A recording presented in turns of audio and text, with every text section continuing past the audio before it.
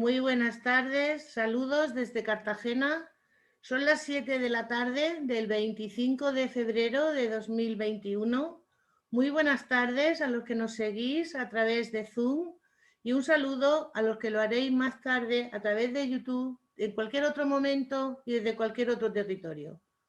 Soy Ángeles Artés y en nombre del grupo promotor y de la Concejalía de Cultura del Ayuntamiento de Cartagena, quiero daros las gracias por acompañarnos. Darles las gracias a Pablo y a Andreu y también darles las gracias a Paloma y a Mercedes, que hacen técnicamente que esto sea posible. Podéis participar en esta actividad a través de la herramienta de preguntas y respuestas que aparece en la parte inferior de la imagen para hacernos llegar las preguntas que consideréis oportunas, y nos podéis hacer llegar vuestros comentarios a través del chat. Esta actividad forma parte de la programación del Cartagena Piensa. El Cartagena Piensa es un programa público de iniciativa ciudadana, de gestión cultural, que cuenta con el aval de la Concejalía de Cultura del Ayuntamiento de esta ciudad. Surgió tras la celebración de unas jornadas de participación, cultura y municipio que se hicieron en el 2015, y esta es nuestra decimotercera programación.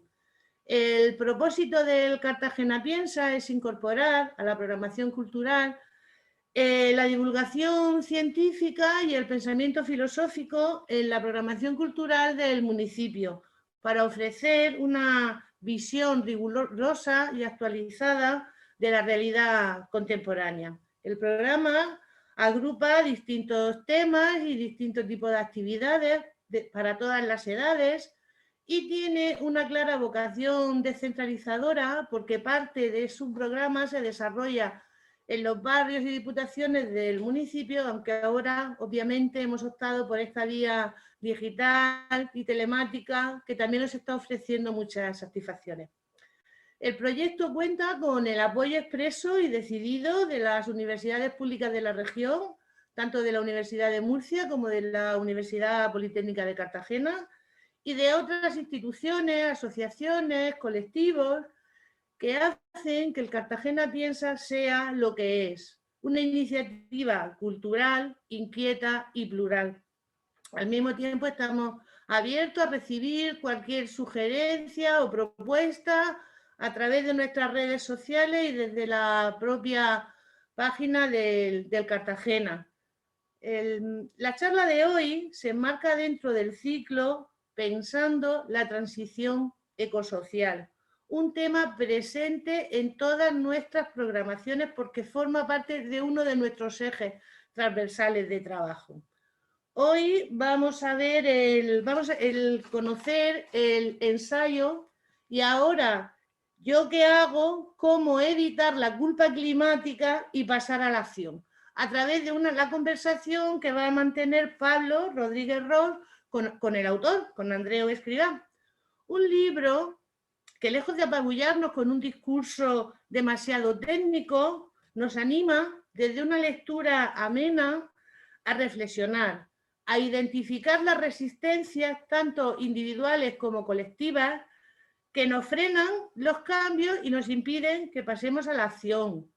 Porque el cambio climático y sus consecuencias son la amenaza más grande a la que estamos expuestos, más grande y más peligrosa a la que estamos expuestos mientras sigamos atrapados en esta maraña capitalista de comportamientos devastadores y autodestructivos. Para luchar contra el cambio climático se necesitan medidas contundentes de transformación de la industria, tanto energética, de alimentaria, de transporte, pero también se necesita tiempo, como muy bien explica el Andreu. Se necesita tiempo de uso personal y tiempo de uso colectivo. Andreu Escrivá y García es ambientólogo, el autor del libro, ambientólogo, investigador y divulgador, al que va a presentar Pablo. Pablo Rodríguez Roll también es ambientólogo y es doctor en Ciencias del Mar por la Universidad Politécnica de Cataluña y por el CSIC. Y ahora, Pablo es cartagenero, pero ahora reside en Mallorca, donde es responsable de la Unidad de Cultura Científica y de la Innovación del CSIC en las Islas Baleares. Autor del libro Argonauta, Peripecias modernas entre los océanos y el cambio climático, el libro que se presentó en la anterior edición del Cartagena Piensa, concretamente en octubre pasado. Pablo nos cuenta sus experiencias científicas, sus expediciones por los 4 océanos, solo le falta el Ártico, y ahí coincide con el ponente de esta tarde en que siempre se está a tiempo de actuar, que hay que actuar y que nunca es tarde para actuar. Y ahora ya, Pablo, cuando quieras, te paso la palabra. Hola, ¿qué tal? ¿Se me oye? Bueno, supongo que sí, ¿no? Muchas gracias, Gele, por la presentación. Efectivamente, a mí me falta solo el Ártico y en el Ártico lo que hay son osos polares, que es algo de lo que hoy Andreu nos explicará, pues porque hay que hablar o no hay que hablar de ello. Bueno, lo primero, agradeceros al ayuntamiento, ¿no?, por el programa, al equipo de Cartagena Piensa, a las universidades que también lo apoyan y al resto de entidades. A mí me hace especial ilusión siempre estar en Cartagena Piensa porque, bueno, yo soy de allí, de Cartagena, aunque ya llevo muchos años pegando tumbo y ahora efectivamente estoy en Mallorca y me daba mucha pena pues tener que hacerlo online porque, claro, Andreu, que es mi amigo, yo lo conozco desde hace tiempo, me hubiera hecho ilusión llevarlo a Alfonso Luche, haberle explicado que esa es la biblioteca a la que yo iba de chiquillo y tal, pero bueno, ya tendremos ocasión. Y bueno, como siempre, ¿no? Pues el programa Cartagena Piensa, yo estoy totalmente de acuerdo en que es algo que debe seguir haciéndolo como lo sigue haciendo, debe seguir innovando, debe seguir llegando a la gente, no solo en la ciudad, en el núcleo urbano, sino también a todas las pedanías y a las diputaciones y tal y cual. Y siempre digo, ¿no?, un poco que es Cartagena Piensa, no es Cartagena, piensa, ni Cartagena Piensa entre comillas, ¿no?, que es Cartagena Piensa. Entonces aquí venimos a pensar y qué mejor persona que el invitado que tenemos aquí hoy, que es Andreu, que si otra cosa, vamos, otra cosa no será, pero el tío piensa mucho, piensa fuerte y piensa bien y también piensa tranquilo. Y bueno, viendo un poco el tema del libro, del que ahora entraremos, yo me acordaba hace poco que hablando con una amiga me decía, sí, Andreu, el que ha escrito el libro de y ahora caigo. Y claro, o sea, Ahora caigo en un programa de televisión que lo hace otro valenciano, pero no es el libro de Andreu, ¿no? Y que no es una crítica al título, que me parece un título muy acertado. La verdad es que Gele ya ha presentado a Andreu, ¿vale? Simplemente yo pues diría que, aparte de todo lo que ha dicho, pues tuvo una etapa investigadora, realizó estancias de investigación en países como Reino Unido, Japón, y ha ganado premios de divulgación científica, también ha ganado premios de poesía, y es algo que se nota mucho cuando uno lee a Andreu, que es que bueno, que tiene una pasión por la literatura en general, y la gente que lee, la gente que escribe tanto prosa como poesía, pues cuando se expresa por escrito se nota mucho, y se nota mucho pues la pasión que le pone y las ganas que le pone a transmitir sus ideas, como Gele ha dicho, de una manera muy, muy sencilla y bueno, y entendible para todo el mundo, que creo que al final es para lo que estamos aquí toda esta tarde, y que Andreu la verdad es que a través de sus libros lo consigue. Y bueno, se define a sí mismo como un pesado climático, entonces bueno, ahora veréis por qué se define a sí mismo como un pesado climático en el buen sentido. Nosotros nos conocemos personalmente desde hace ya bastante tiempo, y bueno, hubo un momento que estábamos los dos, cada uno escribiendo nuestro libro a la vez, porque lo escribimos prácticamente a la vez, y me acuerdo que nos lo contamos uno al otro, que estábamos escribiendo un libro en la cumbre del clima que tuvo lugar en Madrid justo antes de la pandemia, en 2019. Y bueno, pues desde allí hasta hoy en día pues ha cambiado el mundo mucho, y su libro también es interesante en el sentido de que él lo acabó de escribir pues antes de que, si no me equivoco, ahora lo explicará mejor, pero antes de que empezara también la pandemia. Entonces, bueno, es una visión del mundo bastante interesante. Y para que no os aburráis mucho, pues hemos pensado que vamos a dividir la presentación en 3 bloques. El primer bloque va a ser del libro en sí, ¿vale? Vamos a hablar del libro en sí. El segundo va a ser lo hemos llamado de osos polares y pimientos, ¿vale? Y el tercero, ya yendo un poco más a la complejidad y un poco más ya a la filosofía, que como bien decía Gele, pues el programa también es de filosofía, individualismo e individualistas y esperanza y optimismo, ¿vale? Entonces, no sé si Andreu, antes de ir al primer bloque, quiere aparecer por aquí y bueno, saludar a la gente. Buenas tardes. Ya después de estas introducciones, la verdad es que poco más tengo que decir, lo de que soy un pesado, lo de que estábamos ahí en la COP contándonos lo de los libros, pero bueno, que en cualquier caso sí que quería decir, antes de que nos metiéramos un poco en faena, el que estoy muy agradecido a Cartagena, al programa, a Pablo también por presentarme y por aceptarlo, y a toda la gente que lo hace posible, porque además creo que es un formato muy, muy chulo, muy, la verdad que muy estimulante, que necesitamos pensar, y si algo, no sé si bueno, pero si algo tiene esta situación tan rara que tenemos ahora, es el poder estar charlando online. Pablo está en Mallorca, yo estoy en Valencia, después está Cartagena, hay gente que nos estaréis viendo desde otros sitios, y creo que eso es bueno, pues una cosa que está muy bien y además se puede recuperar, como han dicho. O sea, que decir que no va a ser una cosa que vienen 20 personas a una charla y luego ya está, ¿no? Así que nada, veremos luego si soy suficientemente pesado o no para merecer el título. Y nada, Pablo, continúa, tío. A los Vale, pimientos. pues nada, yo creo que si te lo dejas abierto así no pasa nada, ya podemos No, sí, yo creo, extenderlo. me lo voy a dejar, nos lo vamos a dejar abierto. A no Vale, ser que nos digan lo contrario, yo creo que es lo mejor. vale, muy bien. Sí, vale, pues nada, empezamos. Bueno, el primer bloque hemos decidido hacerlo hablando del libro en general, ¿no? O sea, entonces yo pues voy a decir un poco qué me ha parecido a mí, que es bastante parecido a lo que comentaba Helle al principio, ¿no?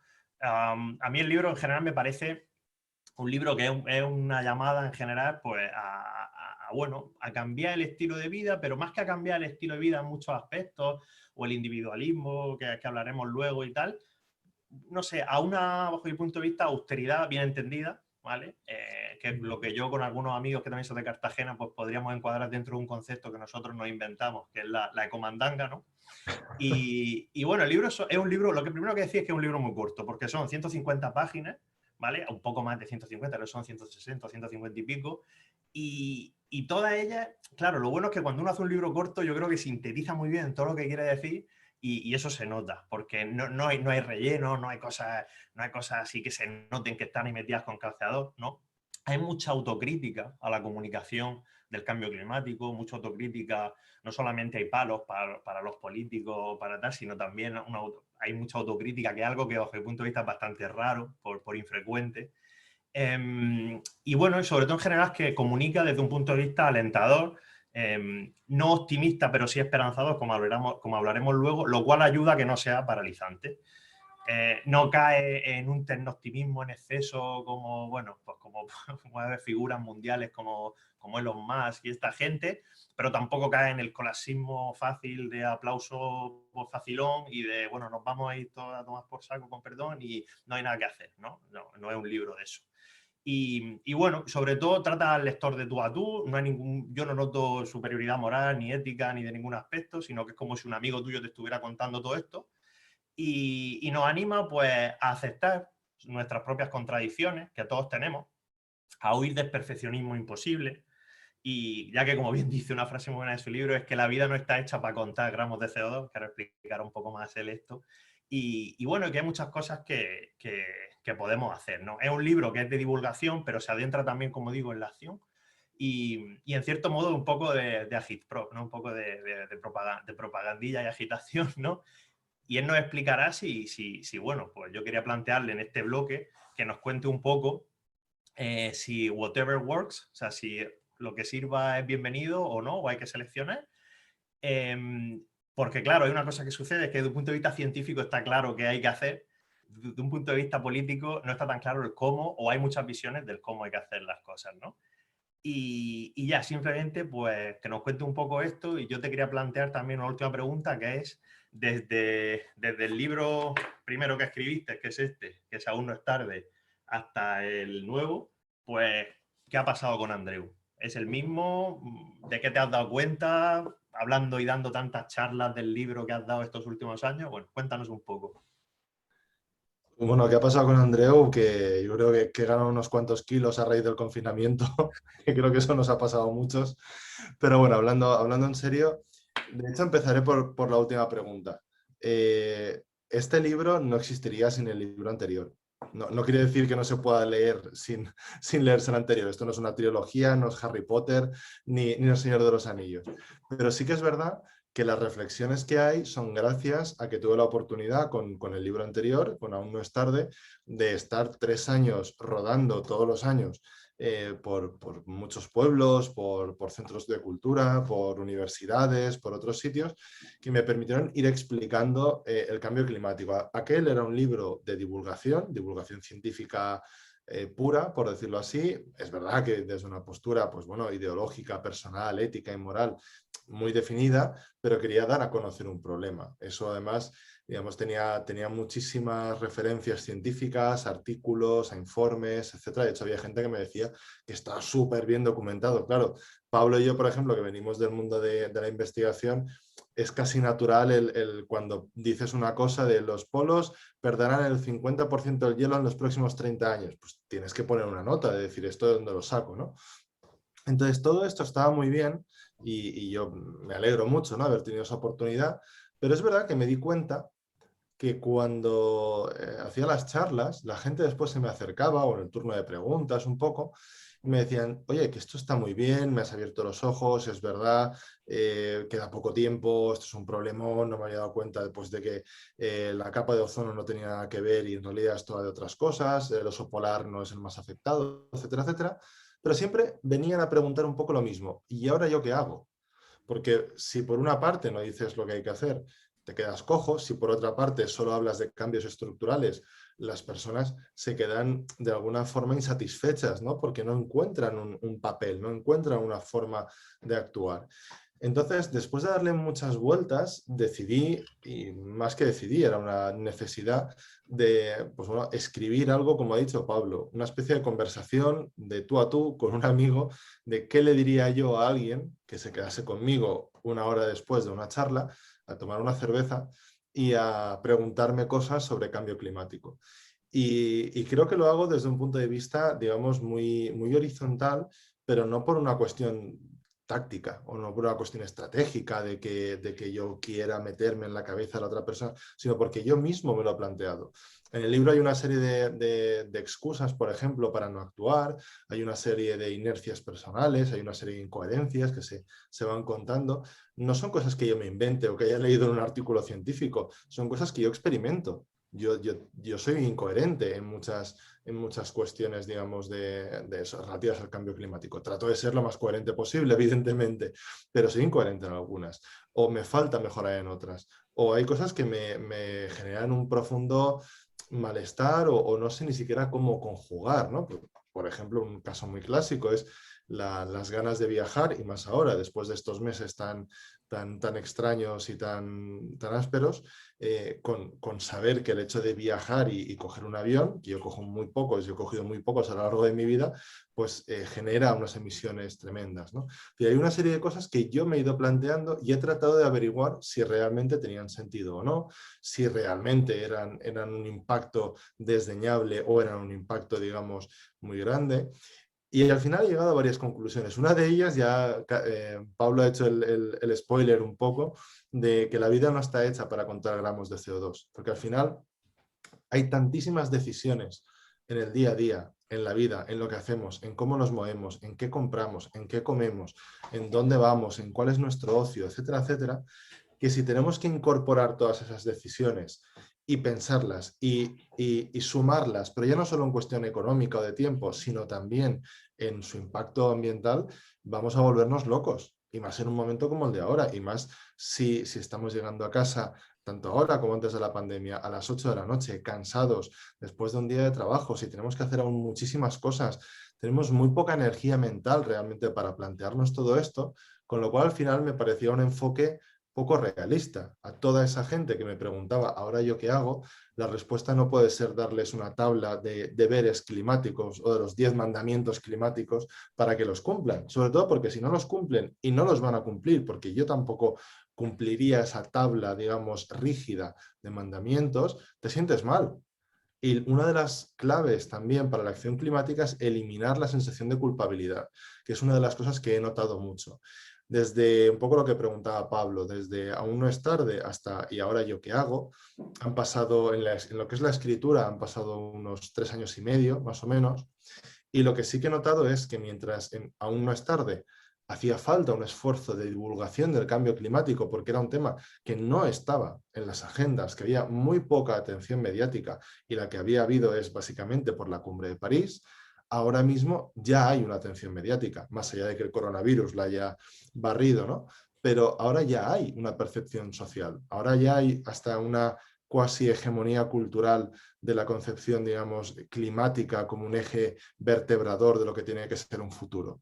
Con lo cual, ahora mismo ya no hace falta tanto explicar ciertas cosas, sino empezar a ver qué hacemos con esas cosas. Y la gente se está sintiendo mal. Antes no te sentías mal, porque antes, por ejemplo, el tema de la carne, esto lo hablaremos luego, ¿no? Pero el tema, por ejemplo, de la proteína animal y sobre todo de la ganadería, etcétera, ahora se está, digamos, poniendo mucho énfasis en su impacto. Y ahora hay mucha gente que si se pide un solomillo para comer, se siente mal, porque sabe que eso tiene un impacto. Hace 3, 4, 5 años esto no pasaba, porque esto no se conocía. Con lo cual, lo que yo sí que he observado es que este mejunje, esta atmósfera, digamos, de culpabilidad, de inacción, de saber que hay que hacer algo, de información confusa, también de sobreinformación, lo que nos estaba conduciendo es a estar todo el rato muy preocupados, pero no a tomar acciones. Y yo creo que ahora sí que, aunque sea una frase muy manida y probablemente muy mal interpretada en muchos casos, ahora ya no estamos en el tiempo de las palabras en abstracto, sino que estamos en el tiempo de las acciones. Y pese a que las palabras son muy sufridas y uno puede decir muchas cosas muy transformadoras y realmente muy rompedoras, estamos en el momento de empezar a buscar cómo transformar la realidad, aunque sea poco a poco, aunque sea en parcelas que no sean las que nos hubiéramos propuesto transformar en primer lugar, pero tenemos que trasladarlo. Este libro, al final, lo que trata es tanto de romper las barreras de la inacción como de activar los resortes de la acción. Si tiene éxito o si he conseguido mi propósito, al final esto lo decidirá el lector o lectora cuando se enfrente, después de haber leído el libro, a las mismas decisiones que le motivaron a leerlo y vea si ha cambiado o no su percepción o si ha cambiado o no su forma de responder. Pues muy bien, yo creo que ya con todas las ideas que ha ido soltando seguramente estarán lloviendo ya las preguntas y si no al final pues vamos a tener tiempo para volver a este primer punto. El segundo punto bueno, que hemos creído que era interesante comentar, que hemos titulado de osos polares y pimientos, ¿no? Es en referencia a que muchas veces con el cambio climático tradicionalmente se ha intentado focalizar en que es un fenómeno que espacialmente queda lejos y que temporalmente también. O sea, la lejanía temporal y espacial, como que algo que bueno, está pasando allí en el Ártico y aparte va a pasar dentro de mucho. O sea, todavía queda mucho, ¿no? Y a mí me parece siempre que bueno, que esto ya se hace. Es una crítica un poco que es más pertinente, o hubiera sido más pertinente hace unos 10 años seguramente en cuanto a la comunicación, pero hoy en día sigue pasando un poco, ¿no? Que lo entendemos como un fenómeno lejano, como algo que no nos va a pasar y lo cual cuando uno estudia, como tú decías, que nosotros que venimos de la investigación, cuando uno se adentra en los informes del cambio climático y se mira, por ejemplo, bueno, cuál es la situación y cuáles son las proyecciones en la región mediterránea, es ciertamente sorprendente porque uno ve que la región mediterránea es una de las regiones del planeta que más va a sufrir los impactos y dices tú, ¿cómo estamos en la región mediterránea que nos vamos a comer esto con sopas con ondas hablando de los osos polares, ¿no? En vez de hablar de otras cosas. Y bueno, eso es un poco lo que me gustaría que nos contaras tu visión. Y luego tengo una segunda preguntilla que si da tiempo te la hago en este bloque también. A ver, yo sabía que tenía que salir contigo los osos polares, porque aquí un investigador que ha estado en sitios, aunque no has estado en el Ártico, creo, porque no sé lo que has hecho desde que escribiste el libro hasta ahora, pero supongo que no. Si te ha entrado morriña del frío. He hecho confinamiento. Confinamiento. Yo no, a mí, que sepáis que Pablo me obligó a escribir el prólogo de su libro durante el confinamiento, pero eso no es lo peor es leerse un libro que va de viajes alrededor del mundo cuando uno está confinado en su casa. Eso sí que es, eso es crueldad. Es un Pero planazo. bueno, ahora te la devolveré en algún momento. No, a ver, la cuestión de la comunicación es verdad que es muy compleja. Yo no soy comunicador, bueno, soy comunicador ahora, ¿no? Pero me refiero, no he tenido una formación en comunicación. Yo soy un científico preocupado, vamos a decirlo así, que después, bueno, pues yo ahora no trabajo en la universidad ni en ningún centro de investigación, como muchos de mi laboratorio, ¿no? Que al final nos hemos tenido que ir buscando pues, otros sitios porque la ciencia está como está, y esto Pablo también lo sabe muy bien, pero sí que es verdad que he tenido siempre la inquietud por ver cómo transmitir, ¿no? Todo aquello que tú estás estudiando. Yo recuerdo que empecé a estudiar pues, un bichillo que estaba en Valencia, estaba en Japón, y yo pensaba que esto era un peñazo y que a la gente no le interesaba nada, y me acuerdo una noche tomando unos gin tonics con unos amigos que se lo empecé a explicar y empezaron a flipar, ¿no? Con todo esto. Y dije, ostras, aquí hay mucho campo, ¿no? Para ir explicando, para ir divulgando, sobre todo cuando la gente empieza a ver,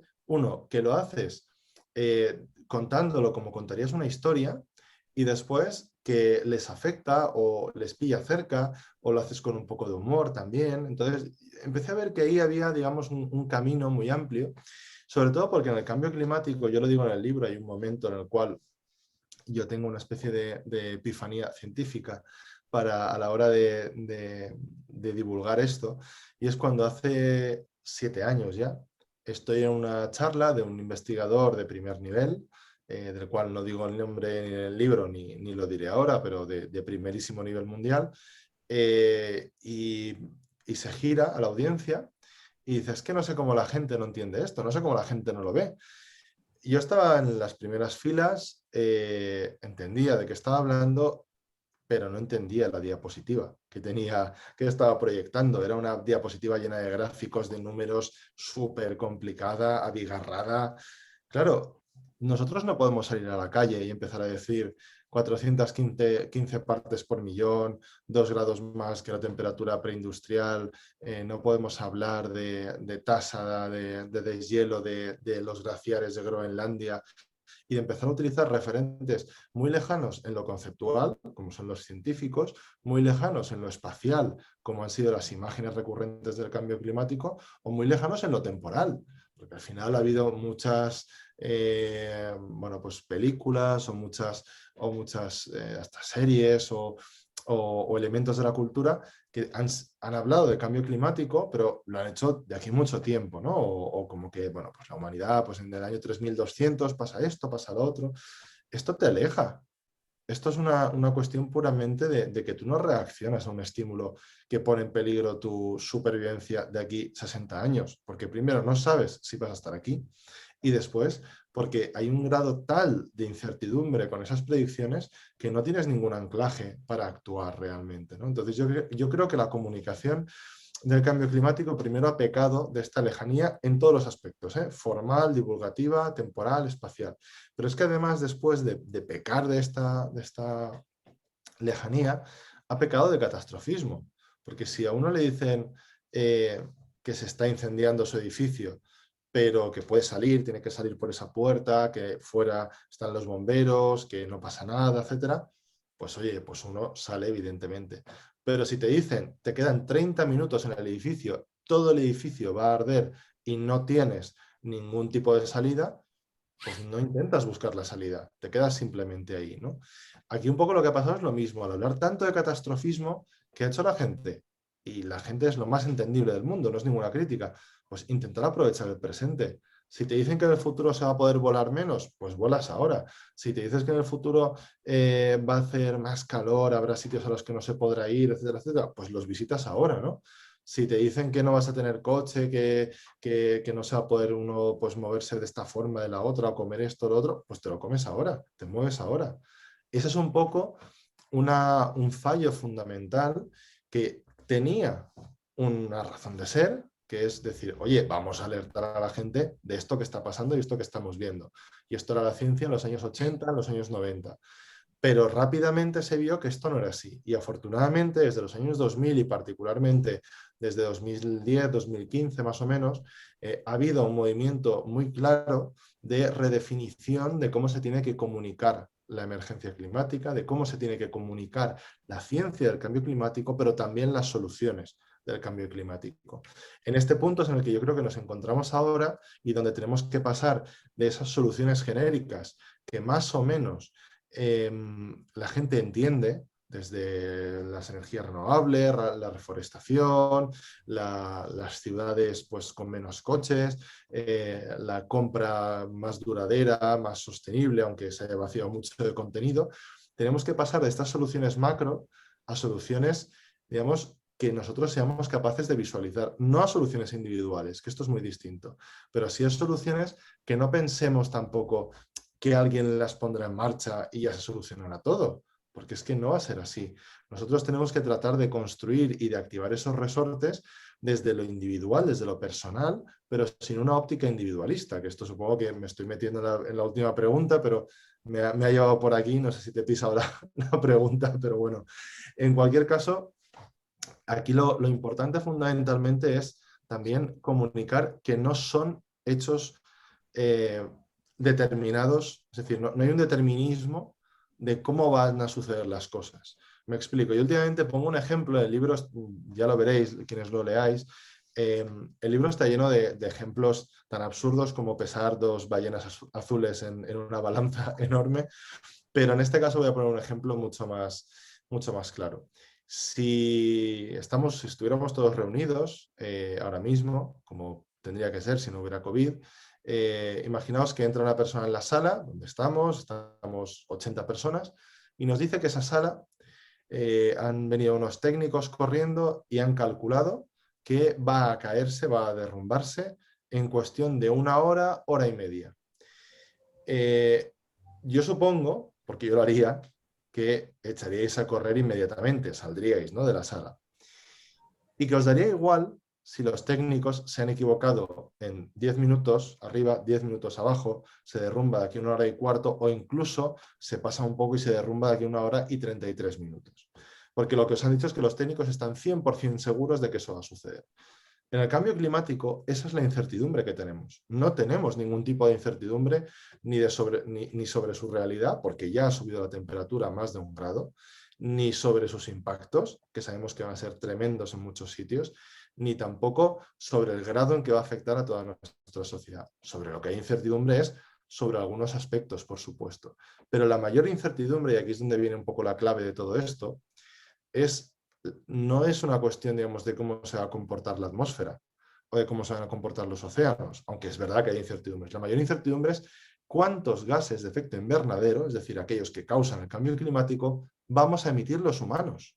Con lo cual, estos escenarios lo que nos dicen es qué va a pasar en función de lo que hagamos nosotros, y entonces, en función, digamos, de lo que hagamos, están acertando y aciertan mucho, porque desde los primeros de los años 70 hasta ahora lo han clavado, pero al milímetro, pero no nos están diciendo que vayamos a hacer una cosa o la otra. Si nos dicen qué pasará si emitimos mucho, si emitimos poco, o si emitimos muy, muy poco y lo hacemos muy bien. Con lo cual, lo que no podemos asumir, y de aquí venía un poco todo esto de la parálisis, ¿no?, ante la catástrofe, lo que no tenemos que asumir es que esto es una catástrofe inminente y que no tenemos nada que hacer. Porque ahí Pablo lo ha dicho al principio, que yo intento desmarcarme, pese al gran respeto que les tengo a muchas personas que digamos, vamos a llamarles colapsólogos, en el mejor de los sentidos, que tratan de este colapso social, económico, ambiental, energético. Creo que no es útil para la transformación social en este momento. Creo que la información es útil, creo que no hay que ponerse vendas en los ojos, pero sobre todo creo que tenemos que ser capaces de entender que aún tenemos caminos posibles y que la catástrofe no es un hecho certificado del que no podamos escapar. Con lo cual tenemos que adecuar nuestra forma de comunicar el problema, también las soluciones y sobre todo activar los resortes para ser capaces de transitar por uno de estos caminos que aún está abierto y que aún es incierto, pero sobre todo es incierto respecto a lo que vamos a hacer nosotros. Y por eso escribo este libro, un poco de urgencia, ¿no? Por eso es tan delgado, por eso es tan manifiesto, tan conversación, porque a mí no me interesa que este libro perdure en el tiempo durante años y sea una especie de manual al que la gente recurra. Me interesa mucho que este libro actúe ahora sobre mucha gente, como tantos otros libros y tantos otros compañeros, como el de Pablo, por ejemplo, están actuando ahora sobre la conciencia de mucha gente, y seamos capaces de cambiar uno de estos rumbos y hacer que las previsiones del cambio climático sean solo eso, previsiones y no certezas inmutables. Pues sí, yo estoy de acuerdo con todo lo que has dicho. Hombre, no, tú discute. No, te voy a discutir una cosa. Sí, mira, voy a ser un poco crítico con un aspecto. ¿No Venga. crees que a veces, sobre todo últimamente, ¿no? Digamos que toda la concienciación esta que hay ahora, ¿no? Y toda esta hegemonía de la que tú hablas, hegemonía de un punto de vista cultural o comunicativo en cuanto a la aceptación de la evidencia científica que apoya el cambio climático, parece ser como que en paralelo a eso, y seguramente de manera inevitable, ha surgido como un aumento también no del negacionismo climático y este tipo de gente y tal, pero sí que desde el punto de vista de la comunicación que se le preste mucha atención a esa gente, ¿no? Y cuando van saliendo estudios de sociológicos, me refiero, vemos que esta gente no suele superar el 10% de la población. Y prácticamente, yo vengo de vivir en Estados Unidos el año pasado y tampoco allí negacionistas, suele ser siempre en torno a un 10%, y en el caso de España siempre suele salir que es menos de un 10%. En cambio, asumimos seguramente erróneamente que el otro 90% están súper concienciados, porque decimos, claro, como no son negacionistas, pues supongo que ya lo que pasa es que toda esta gente está súper concienciada, cuando la realidad es que los estudios de este tipo también te hablan de que eso también es falso, de que no hay un 90% de gente concienciada. En el caso de España, la gente sí que tiene un grado de concienciación alto desde un punto de vista de toma de acciones políticas y tal, suele rondar el 40%, entonces tenemos 10%, 40% y tenemos un 50%, que es la mitad de la población española, que están ahí entre el escepticismo, no el negacionismo, sino entre el escepticismo y el ser distante a estos problemas, ¿no? Y entonces yo te quería preguntar que si lo ves esto así, ¿qué opinión tienes, ¿no? De que tal vez le prestamos demasiada atención a ese menos del 10% de gente que hace mucho ruido y dice muchas tonterías. Yo creo que sí. Yo, de hecho, hace poco, como a ti, creo, me invitaron a ir a un programa de máxima audiencia a debatir con negacionistas del cambio climático, a debatir del cambio climático, y rechacé, como rechazaste tú, porque yo creo que los dos coincidimos en este aspecto, en que hay cosas que no se pueden debatir. No es una cuestión de que la ciencia sean dogmas y sea inmutable, ni mucho menos. Es sencillamente que no tiene sentido debatir sobre la teoría de la evolución, o no tiene sentido debatir sobre algunas cuestiones de física nuclear, sobre todo si está debatiendo, por poner por caso, una persona sin ningún tipo de estudios, ni formación, ni casi ni interés, ¿no?, en este tema, con una persona, pues, con un investigador reconocido, sea yo, seas tú o sea quien sea. Porque ahí lo que la gente, digamos, percibe es que hay una división de opiniones. Esto sí que se ha estudiado mucho desde Estados Unidos, que es donde más se ha estudiado, hasta también en España, en que la gente percibe que los científicos no están de acuerdo. En Estados Unidos es muy llamativo porque hay un 70% de personas, más o menos, y que incluso no han disminuido durante la presidencia de Trump, que creen que el cambio climático, perdón, el cambio climático es real, está sucediendo, es actual, en fin, que es una realidad, ¿no? Pero solo un 40% creen que los científicos están de acuerdo. Con lo cual hay un 30% de gente que cree que el cambio climático es verdad, pero que los científicos no lo saben. Y dices, hombre, a ver, entonces, ¿cómo lo sabes tú, no?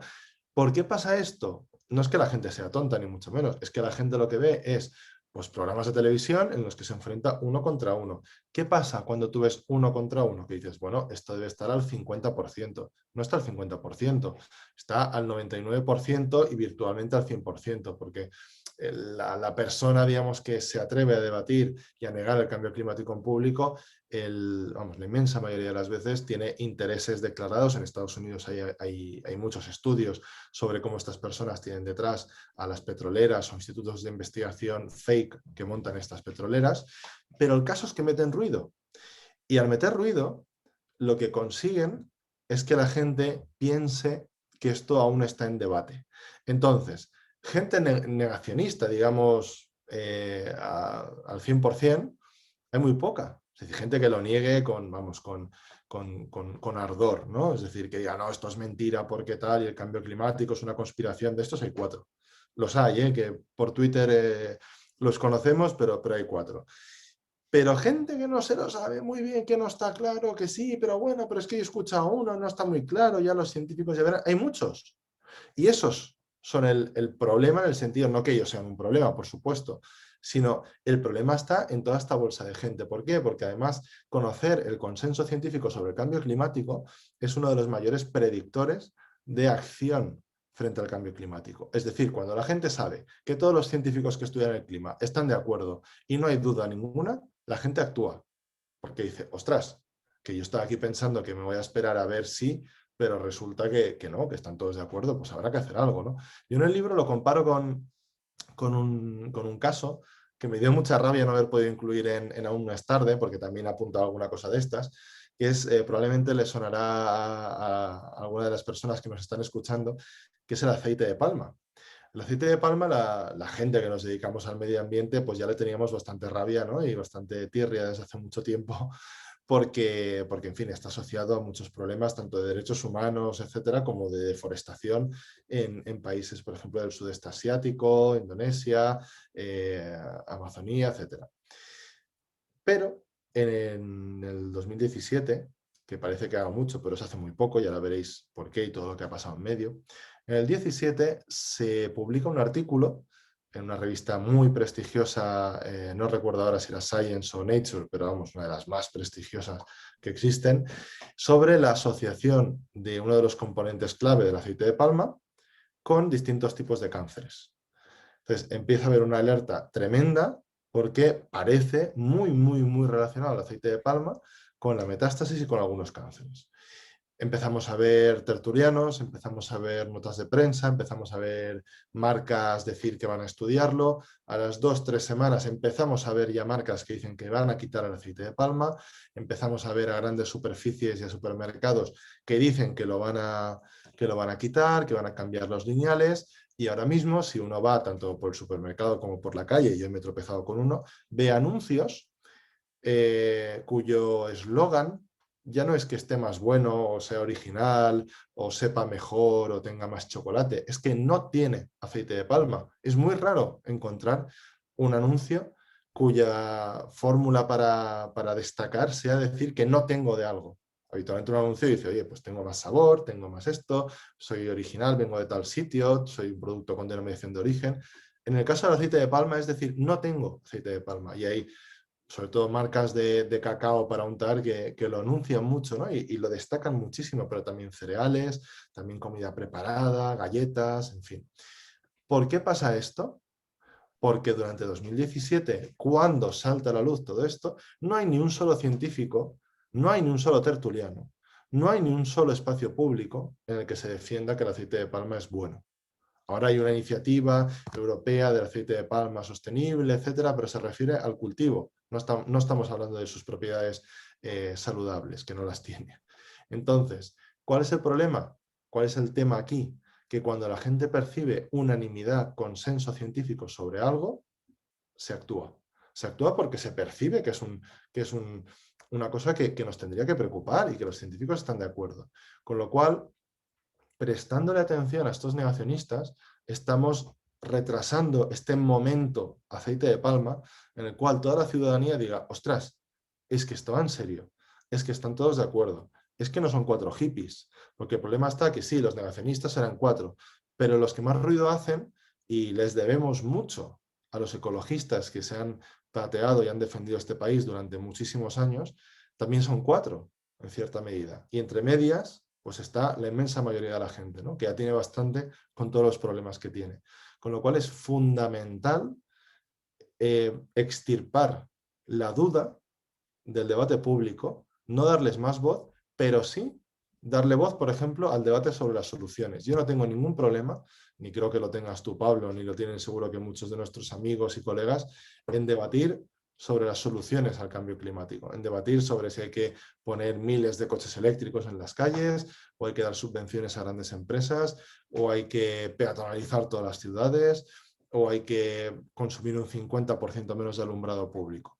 Hay muchísimas fórmulas, soluciones, aspectos, y vamos a diferir mucho en eso. Y yo quiero debatir sobre eso, pero para poder debatir sobre esas soluciones la base tiene que estar clara. Y para que esté clara, tenemos que dejar de hablar de si el cambio climático es o no es una realidad. Pues yo estoy de acuerdo y como no vamos a hablar más de eso, ya hemos hablado suficiente. Antes de pasar a la siguiente sección y última, yo quería decir que efectivamente, por poner así una nota un poco humorística, que nosotros no fuimos a un programa de muchísima audiencia, pero sí estamos en Cartagena Piensa. Somos más pobres por eso, pero bueno, podemos dormir mejor por la noche seguramente. Y ya con esto pues pasamos al último bloque, que como comentaba al principio, por si alguien se ha conectado un poco tarde, lo habíamos llamado individualismo individualista y esperanza y optimismo, ¿no? Y ahora veréis un poco por qué lo llamamos así. A veces, cuando uno, como Andreu, en su libro habla de cosas que uno puede hacer de manera individual, la gente asume falazmente que las acciones individuales son individualistas, ¿no? Y hay muchas maneras de desenmascarar esto. Andreu tendrá sus maneras de explicarlo, yo tengo la mía. Por ejemplo, una que digo yo mucho, que es que, bueno, si yo hago, por ejemplo, si yo decido no tomar, bueno, ahora vivo en una isla y es más complicado, ¿no? Pero si digo, no voy a coger tantos vuelos, ¿no? Y tomo esa decisión individual, pues vale, es individual. Pero si, por ejemplo, la toma Messi, que también sigue siendo una persona, pues eso es una situación individual, porque al final el ejemplo cunde y estas acciones individuales muchas veces no son sumas aritméticas, sino que son multiplicaciones, o sea, a veces son progresiones geométricas, ¿no? Y bueno, y entonces, bueno, lo primero que nos cuentes un poco qué piensas tú de las acciones individuales, y porque mucha gente las critica, ¿no? Mucha gente dice, no, pero es que si al final hay 40 empresas de todo el mundo que emiten el 80% de no sé qué, pues ¿por qué tengo que estar yo haciendo no sé qué? Bueno, no, esto es una cosa que a mí me dicen mucho, que a ti cuando das charlas también la gente lo pregunta mucho, ¿no? Y bueno, yo a veces esto en algunas personas lo percibo como una excusa para no hacer nada. Es como decir, bueno, pues si la culpa es de esto, pues ¿para qué voy a estar yo perdiendo el tiempo? Esa es una de las partes de lo que me gustaría que nos contase. Luego la siguiente es, en cuanto a lo que hablábamos un poco antes, de que la vida no, comentabas tú, ¿no? Que la vida no está hecha para contar, que te he hecho el spoiler, gramos de CO2, ¿no? Y que bueno, que a veces hay como una tendencia, ¿no? A ser súper perfectos. Yo lo llamo los perfectitos de la sostenibilidad, aunque la sostenibilidad no es una palabra que me guste mucho, pero bueno, los perfectitos, ¿no? La gente que, no es que yo lo voy a hacer todo, es que yo tengo la checklist de todo lo que hay que hacer y la hago entera. Objetivamente, desde un punto de vista político, que es esta sección, quiero entrar un poco más en eso, eso es imposible porque nunca vas a convencer, es imposible que toda la gente se conciencie a ese nivel, ¿no? Y seguramente sea más importante, en vez de tener a un 1% de la población siendo ahí un perfectito, pues tener un 80% de la población que haga cosas relativamente simples, ¿no? Y entonces aquí te quería preguntar que, por ejemplo, ¿qué podría hacer? Una pregunta difícil, pero bueno, para ponerte un poco en aprieto. ¿Qué podría hacer el 80% de los murcianos o de los valencianos, ¿no? O de la gente que vive en Cartagena, que los cartageneros que están escuchando ahora, ¿qué podrían hacer para luchar contra el cambio climático? Y ya por último, porque hila con una cosa con la otra, creo yo bastante bien, es, ¿se puede tener esperanza siendo pesimista? O sea, ¿es compatible el pesimismo con la esperanza? Y bueno, cuéntanos un poquillo de eso. Estoy apuntándomelo todo para... Son tres cosas, es fácil. Bueno, venga. Seré breve también, bueno, breve relativamente, pero intentaré ser relativamente breve para poder ver algunas de las preguntas que parece que sí que se han hecho. Venga, individualismo. La primera. Desde hace bastantes años, el marco para hablar de soluciones al cambio climático ha sido el individualista. Es decir, nosotros tenemos que hacer esto, como dicen los ingleses, do your bit, ¿no? Haz tu parcelita, haz tu cosita. Y se nos ha vendido pues, que hay que separar el plástico y el papel y el vidrio y que hay que apagar las luces y que hay que instalar electrodomésticos eficientes. Todo esto está muy bien y hay que hacerlo, ¿eh? No es mi intención decir que no se haga. Pero claro, hay que plantearse, ¿no? Es decir, ¿esto por qué? ¿Esto de dónde viene? ¿Y qué es esto de la huella de carbono? Al final la huella de carbono la populariza BP, una petrolera. Y al final lo que les interesa a estas grandes energéticas es que nosotros nos sintamos culpables y nos sintamos que somos los responsables de reducir esta huella de carbono y de ordenar como si fuera un Tetris nuestra huella, ¿no? Claro, aquí hay una cuestión y es que sin desdeñar lo que significan las acciones individuales, que siempre suman, lo que transforma es la acción colectiva. Y lo que necesitamos en este momento es una transformación colectiva, social, sistémica, de todo tipo, para conseguir frenar el cambio climático y transformar esta realidad y digamos, también encauzarla hacia futuros mejores. No solo contener el muro de la catástrofe, sino realmente construir un futuro distinto y un futuro al que queramos trasladarnos. El problema está también que se ha asimilado todo y al final una decisión es personal, es personalista, es individual, es individualista y aquí hay que distinguir mucho. Somos personas, parece una perogrullada, ¿no? Tenemos sentimientos. Exacto, somos sentimientos y tenemos personas, como dijo un gran filósofo también.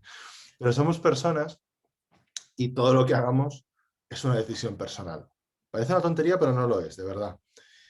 La cuestión es que todo cuanto hagamos tiene un inicio individual, en cierta medida. Si yo decido apagar la luz y ahorrar energía, es individual. También es individual esa acción y es personal esa acción de apuntarme a la asociación de barrio para hacer una reclamación al ayuntamiento. Yo ayer participé en Valencia de Presupuestos Participativos, participé pues, para pedir, para asignar mi voto a una serie de cuestiones de mi barrio. Además de esta cuestión de los votos, etcétera, también hemos hecho presión, hemos presentado escritos, alegatos, hemos conseguido cambiar la velocidad de algunas calles, de cortarlas, poner ciclocalles, etcétera, etcétera, ¿no? Todo esto empieza con una decisión personal. Yo quiero unirme a esto, yo quiero aportar mi tiempo a... Si yo no quisiera, si yo no decido hacerlo, no pasa, pero yo decido hacerlo. Pero el marco de esa decisión personal es colectivo. Aquí es donde tenemos que ir. No por ello yo dejo de hacer todo lo que...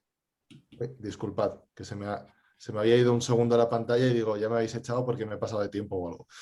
No, no todo lo que, no todo lo que uno hace, digamos, tiene que ser individual. Claro que sí, claro que si yo cambio mis hábitos de consumo, si cambio mis hábitos de transporte, etcétera, eso, digamos, se queda en mi parcela y está bien hacerlo, pero tenemos que ir a transformar esa realidad, a marcos colectivos, por poner otro caso.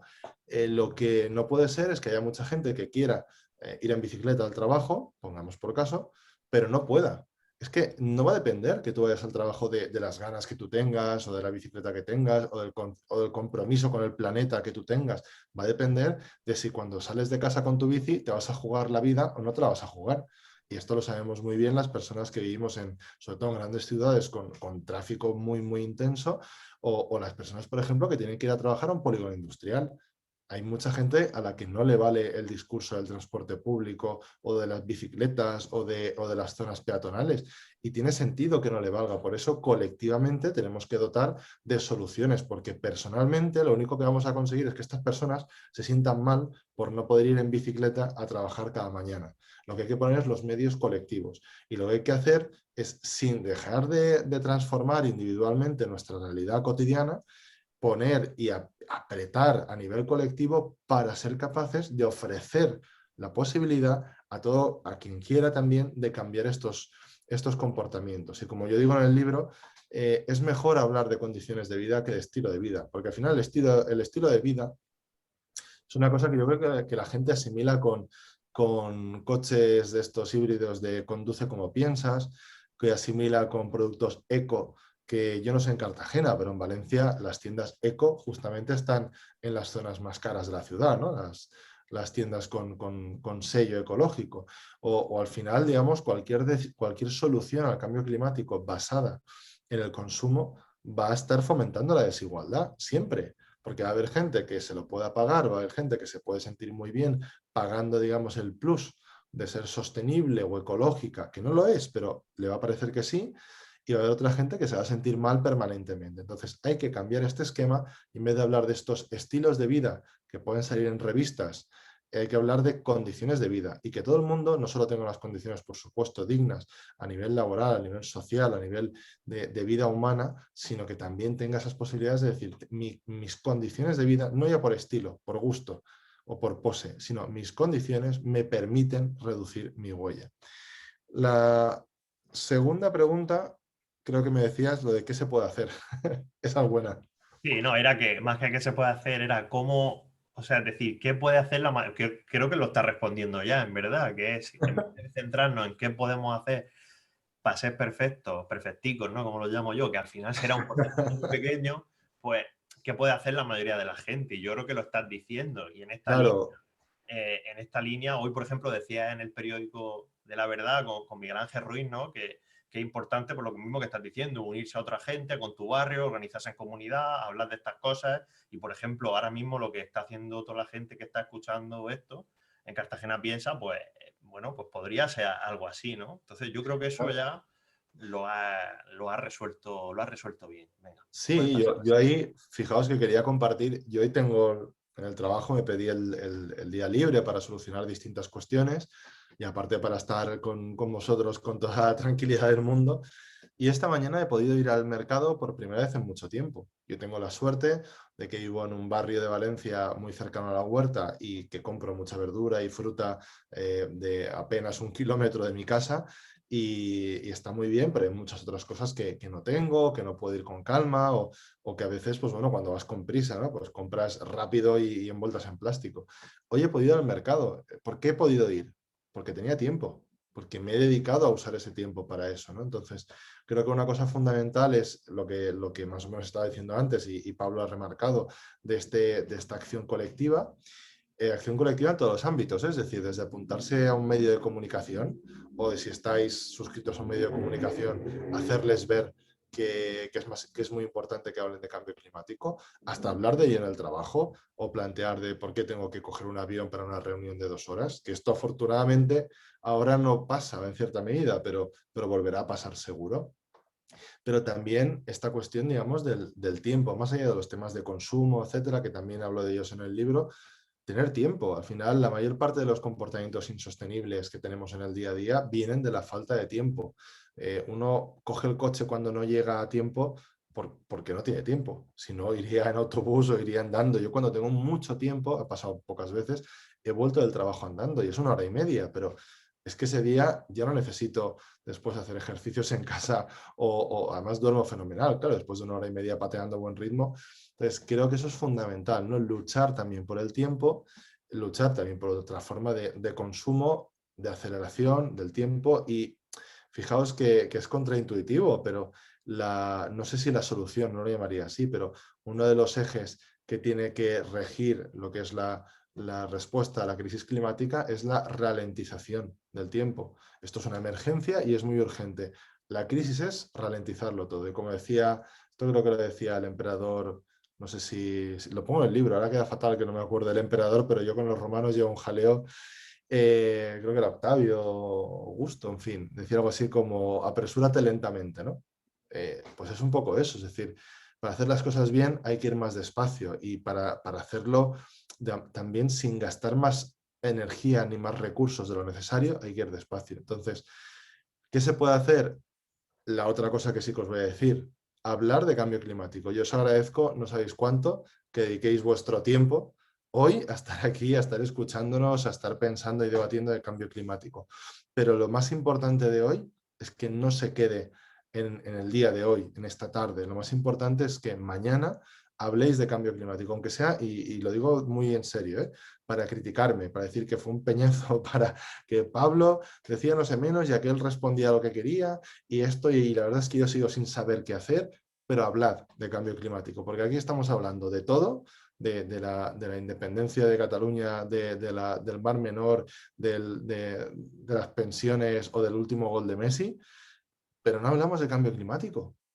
O sea, no estamos hablando de lo que le va a pasar a nuestro territorio en el futuro. Quizás ahí cuando he dicho lo del Mar Menor sí, pero es que no he podido evitar decirlo. Pero estamos hablando de muchos temas en el día a día y dices, ostras, pues vamos a demostrarlo, vamos a tener una conversación también con nosotros mismos. Es decir, ¿cómo esperamos tomar acciones tan radicales en nuestra vida, tan radicales en nuestra comunidad humana, ¿no? Sea una localidad, una comunidad autónoma, un estado, y no estamos hablando de ello? ¿Cómo podemos esperar que transformemos la economía, que transformemos la forma en que nos movemos, en que comemos, en que nos relacionamos, y ni siquiera somos capaces de llevarlo a primera plana, de estar hablando de ello todos los días, de comentarlo con los amigos. Vamos a dejar solo de comentarlo con aquella gente que sabemos que no le molesta, vamos a llevarlo también al terreno de la discusión, sin enfadarnos, que no estamos para, ya que quedamos poco ahora en Valencia, hace mucho que no veo a mis amigos en una terraza, en un bar, pero cuando quedemos con suavidad, pero yo introducir el tema, ¿no? Y hablando un poco de esto, y te lo ligo con la última pregunta, para ya dar paso a las preguntas de la gente, es lo del pesimismo, la esperanza. Fijaos que cuando yo escribí el primer libro, y mucha gente me calificó de optimista climático. Claro, esto a mis amigos les sonaba a cachondeo, porque yo de optimista la verdad es que no tengo mucho en general. Aparte soy del Valencia, y aunque ahora estoy un poco desligado de esto del fútbol, la verdad es que uno muy optimista siendo del Valencia pues no puede ser. Con lo cual, pues uno se va curtiendo, pero yo optimista no he sido en la vida, ¿no? Claro, lo que yo tenía era esperanza, pero no lo sabía. Lo que yo tenía era un pesimismo derivado del análisis de una realidad innegable, y lo que yo tenía era la esperanza de ver cómo sí que hay caminos para mejorar esta realidad, para transformar esta realidad, para llegar a futuros distintos, y creo que aún se pueden transitar esos caminos.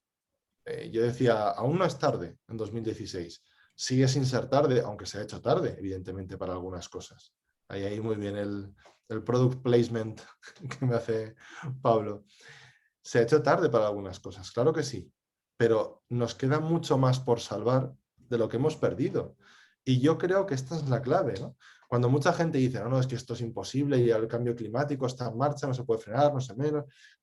Si está claro, hemos perdido muchas cosas, vamos a perder muchas más, hagamos lo que hagamos, aunque hoy dejáramos de emitir, el cambio climático continuaría y por lo tanto habría cosas y habría fenómenos que no podríamos evitar, pero queda mucho, mucho, mucho más por salvar, por preservar y por disfrutar en el futuro, no tanto nosotros como las generaciones futuras, de lo que hemos perdido, con lo cual, ¿cómo no puedo tener esperanza si tengo el convencimiento profundo de que el cambio es posible? De que hemos cambiado mucho, muchísimo como sociedad y como humanidad en conjunto. En los últimos 200 años ha habido cambios tremendos de todo tipo, económicos, sociales, de percepción, sexuales, de religión. Y encima tenemos las herramientas técnicas. Es verdad que yo no caigo en el tecnooptimismo y creo que hay que cuidarse muy mucho de pensar que alguien inventará algo o que habrá alguna solución técnica, pero tenemos herramientas muy buenas. Es que las energías renovables, la solar, van cayendo muchísimo. Es que somos cada vez más eficientes. Es que tenemos también mucho más conocimiento sobre el manejo de ecosistemas, sobre cómo afrontarlo. Entonces, yo creo que ahí tiene que haber esperanza. Porque si no hay esperanza, y desde luego el optimismo no me vale, porque el optimismo es tener una pierna rota y decir, no, bueno, ya se curará sola. No, no. Yo lo que tengo esperanza es de que me las cayolen, que me duela, que no puedo hacer ciertas cosas durante un tiempo, pero al cabo de unos meses poder volver a jugar a fútbol. Eso es la esperanza. Lo otro es sencillamente irracionalidad y un análisis muy superficial. Entonces yo creo que tenemos que ir hacia la conciencia profunda de que podemos cambiar muchas cosas y de que esto no está determinado. Ni las leyes son inmutables, ni los políticos son inmutables, ni las empresas son inmutables, ni nosotros mismos vamos a ser siempre como somos. Tenemos que ejercer una narrativa del cambio, empezando por nosotros, pero sobre todo, como tú decías, ejemplificar, llevarlo a mucha más gente, comentarlo, compartirlo, hasta cuando nos frustremos o no nos salgan las cosas, también eso. No somos perfectos ni lo vamos a ser nunca, ¿no? Y esta hiperperfección no es útil tampoco, porque mucha gente se deprime, ¿no? Esto es como en Instagram, supongo que os habrá pasado, cuando veis en Instagram algunas fotos fantásticas de playas, de gente que está que no le sobra ni un gramo, que tiene unos cuerpos esculturales. Ostras, pues esto al final te acaba deprimiendo un poco, ¿no? Porque dices, yo así no voy a estar. Pues no hay que hacer eso. Lo que hay que hacer es compartir la realidad, y a veces la realidad es fantástica y a veces es esperanzadora, y habrá días que será un poco más negra, pero tenemos que luchar para que en el largo plazo sea una realidad mucho más ilusionante y sobre todo factible que lo que ahora vemos como un derrotero de amargura climática, que es de donde nos tenemos que apartar, de esa culpa y de ese catastrofismo. Muy bien, madre mía, lo has cerrado. Perfecto. Yo solamente iba a matizarte que la gente no creo que hable mucho ahora de los goles que mete Messi, porque Messi últimamente no está metiendo muchos goles. O sea, está bastante fuera del fútbol, pese a ser del Valencia. La verdad es que me sabe mal, pero el fútbol, ya os he dicho que como soy del Valencia me he alejado del fútbol porque es un sin vivir, con lo cual Ha hecho bien. prefiero no. Yo creo que la gente que es del Cartagena está un poco igual que tú. Pero bueno, volviendo a lo que estábamos hablando, ya pasamos directamente a las preguntas. Yo me había apuntado un montón de preguntas que me habían ocurrido a mí pensando, bueno, la gente seguramente pues no se le ocurrirá o no dirán tantas, pero madre mía, tengo aquí las dos ventanas de las preguntas. Está Gele por ahí, que quiere Sí, decir ya he algo. vuelto. Sí. Es verdad, aquí es súper interesante, ameno y con mucha participación. ¿Hemos cuadrado el tiempo? Sí, vamos muy bien. Vale, mejor que Andreu conteste a las cosas. Las voy filtrando, las voy diciendo. Pues sí, dilas tú Vale, si quieres. sí, sí, porque ya me he ido aquí apuntando cosillas. Mm. Bueno, Andreu, prepárate. El pueblo de Cartagena tiene cosillas que decirte. Bueno, aquí la primera pregunta, que es una que va en relación a tu profesión, de hecho. O sea, porque dicen que si tú crees que la oficina del clima del Ayuntamiento de Valencia, la oficina de energía y clima del Ayuntamiento de Valencia, puede ser extrapolable, por ejemplo, al Ayuntamiento de Cartagena. Yo creo que hay alguna entidad semejante, o al menos dentro de alguna concejalía hay gente trabajando en estas cosas, pero bueno, pues preguntan eso, si es extrapolable a otro ayuntamiento, y yo creo que se refieren al de Cartagena. A ver, yo creo que sí. Yo no lo digo habitualmente, pero yo, bueno, o sea, no lo digo habitualmente. Yo trabajo también en Valencia, en una fundación que se llama Valencia Clima y Energía. Entonces, todo lo que yo digo en el libro lo digo como Andreu Escrivá, no sea que me meta en ningún berenjenal, y lo digo como divulgador y como escritor, ¿no? Pero sí que es verdad que trabajo y es muy gratificante ver cómo hay ciertas cosas extrapolables que mucha gente está empezando en el mejor sentido a copiar. Yo estaría encantado, digamos, de que se copiaran algunos de los modelos. De hecho, en Valencia hemos abierto, hay dos equipamientos. Uno es el Observatorio del Cambio Climático, que es un equipamiento de educación ambiental por el que pasan miles y miles de niños cada año para que en fin, se les eduque en el mejor sentido, pero también se les forme y se les inocule la curiosidad sobre el cambio climático. También está abierto al público en general. Es una especie de mini museo del cambio climático, muy modesto. Y por otro lado, hemos abierto una oficina de la energía, que es una oficina donde se informa a la ciudadanía de sus derechos energéticos, se le ayuda a entender la factura de la luz, se le ayuda a poner o a instalar energías renovables, también a generar comunidades energéticas, a desarrollar procesos de eficiencia energética en su hogar, etcétera, ¿no? Entonces, son muy fáciles de replicar en el mejor sentido.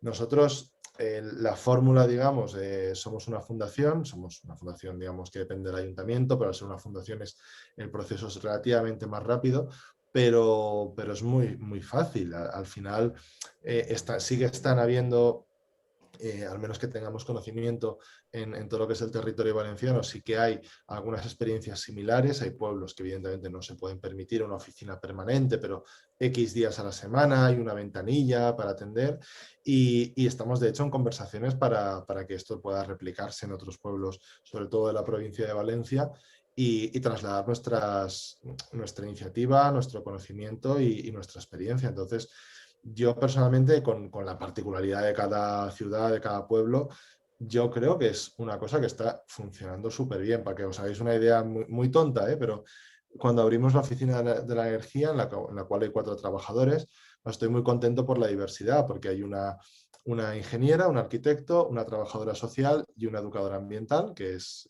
bióloga. Estoy muy contento porque ha funcionado muy bien y porque esta multidisciplinariedad de la que va el cambio climático se plasma mucho, ¿no? Y al principio de todo hubo un señor al que se le solucionaron unos problemas con la factura de la luz por valor de 200, 300 euros, y no entendía que fuera gratis. Claro, es un servicio del ayuntamiento, con lo cual es gratis, no te vamos a cobrar. Esto no es una compañía eléctrica que estás reclamando, tal. Nosotros te ayudamos, te informamos de tus derechos. Y como era gratis, pero el hombre estaba tan agradecido, al final acabó llevando una caja de bombones para las trabajadoras, porque quería agradecerlo de alguna forma, ¿no? Estamos tan poco acostumbrados a que nos hagan inteligible estos asuntos, que nos sorprende. Y yo creo que es fundamental que desde las entidades locales, ya no solo desde que haya planes estatales, que son muy importantes, pero que las entidades locales tengan como una ventanilla climática en la que la gente pueda preguntar lo que quiera, desde residuos a por qué esto me tendría que importar, a cuánto va a subir el mar en la región de Murcia o lo que sea, y también oficinas energéticas. Y sinceramente creo que es una que yo estaría encantado de, en fin, de que eso se replicara, la gente se inspirara y lo mejorara, por supuesto. Muy bien, pues la verdad es que las preguntas que está haciendo la gente son súper interesantes. Lo que pasa es que muchas son coincidentes y entonces estoy intentando agruparlas en mi cabeza para ponerles. Y creo que ahora podría venir una muy interesante en relación a lo que estabas diciendo. Ahora estábamos hablando a nivel local, ¿no? Y hay varias preguntas que están haciendo que van más a nivel nacional, ¿no? Y yo había pensado una pregunta que hacerte, que es la de que, bueno, si a ti mañana te hicieran ministro de Transición Ecológica, ¿no? Tendrías que explicar primero que la diferencia entre transición ecológica y energética. Te dirían, bueno, tienes que hacer tres líneas de actuación claves, 3 líneas que para ti sean, bueno, súper fundamentales. Y es un poco porque varias personas te están preguntando también a nivel nacional cómo valoras la ley de cambio climático que se está proponiendo desde el Ministerio de Transición Ecológica del Reto Democrático, por ejemplo, y si vamos tarde y bueno, y este tipo de cosillas, ¿no? Si no te quieres mojar mucho, no te mojes, pero bueno, es que hay varias preguntas así el nacional y bueno. Que yo mojarme, mojo de si no está el libro y las entrevistas, que en fin, me mojo mucho, con lo cual no hay problema. A ver, lo primero, si me hicieran ministro renunciaría al día siguiente porque me deprimiría de ver lo que no puedo hacer, pero en cualquier caso vamos a suponer que mantengo el cargo. Ahí yo creo que lo primero que haría, y un poco en línea con lo que hemos hablado antes, sería un plan nacional de educación ambiental con una cantidad indecente de dinero. Y cuando digo indecente lo digo medio en broma, pero me refiero a muchísimo dinero para explicarle a la ciudadanía lo que hay que hacer, sobre todo porque aquí estamos proponiendo cambios enormes de comportamiento, cambios que la gente puede percibir como un sacrificio, cambios que realmente van a impactar mucho en nuestro día a día, pero hay mucha gente que no sabe por qué los tiene que hacer. Hay mucha gente que no sabe por qué tiene que dejar de, por ejemplo, de no dejar o reducir el consumo de carne. ¿Por qué?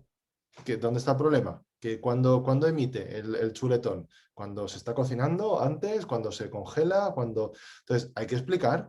No, mira, es que la ganadería pasa esto, tal, y además no es toda la ganadería, porque hay una ganadería que tiene una función ecológica, que es esta ganadería extensiva, que además contribuye a preservar una serie de paisajes, etcétera, etcétera, ¿no? O el tema de la movilidad, o el tema de los patinetes, que parece, no, mi patinete es eléctrico, no contamina, no, ya, pero tú lo enchufas, ¿no? O si es de alquiler, después de una furgoneta diésel a recargarlos. Es decir, hay que ir explicando desde las bases del cambio climático hasta la realidad, digamos, de todas las soluciones que tenemos, hasta el tipo de cambios que podemos hacer. Con lo cual, el primer eje sería educación ambiental. El segundo sería abordar el sistema agroalimentario. Esto habría que hacerlo, por supuesto, con el Ministerio de Agricultura, ¿no? Pero gran parte de nuestras emisiones y de muchas de las cuestiones fundamentales de la emergencia climática tienen que ver con el sistema agroalimentario y también están relacionadas, por supuesto, ahí temas de transporte, de exportación, temas de lo que se llama despoblación de la España vacía, etcétera. Ahí habría que abordarlo muchísimo, ¿no? Y después habría muchos, porque iba a decir movilidad, transporte, etcétera, pero en el MITECO, el Ministerio de la Transición Ecológica, también hay otra parte que es la cuestión de la energía, ¿no? La transición ecológica no es transición energética.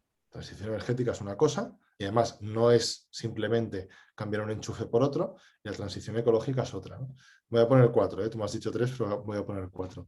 Entonces, abordaría la transición energética, pero no de forma que le estuviésemos dando el protagonismo, el dinero y los focos a las grandes empresas que se han forrado ya con toda esta situación, sino democratizando al máximo la generación de energía, el consumo de energía, promoviendo comunidades energéticas locales a gran escala. Esto se está empezando a hacer y se está empezando a ver en algunos sitios, pues ahí habría que meter muchísimo más. No simplemente poner megaplantas solares, sino llevar la energía más cerca de quien la va a consumir. Y por último, y no menos importante, abordar la gestión de ecosistemas. Es una de las grandes olvidadas en la transición ecológica. Ahora mismo, por ejemplo, nosotros estamos colaborando con un proyecto de restauración de humedales y de entender qué papel tienen los humedales en el intercambio de carbono, de CO2, y sobre todo qué pasa si gestionas bien un humedal, si puede captar y ser una especie de aspiradora, ¿no?, de gases de efecto invernadero.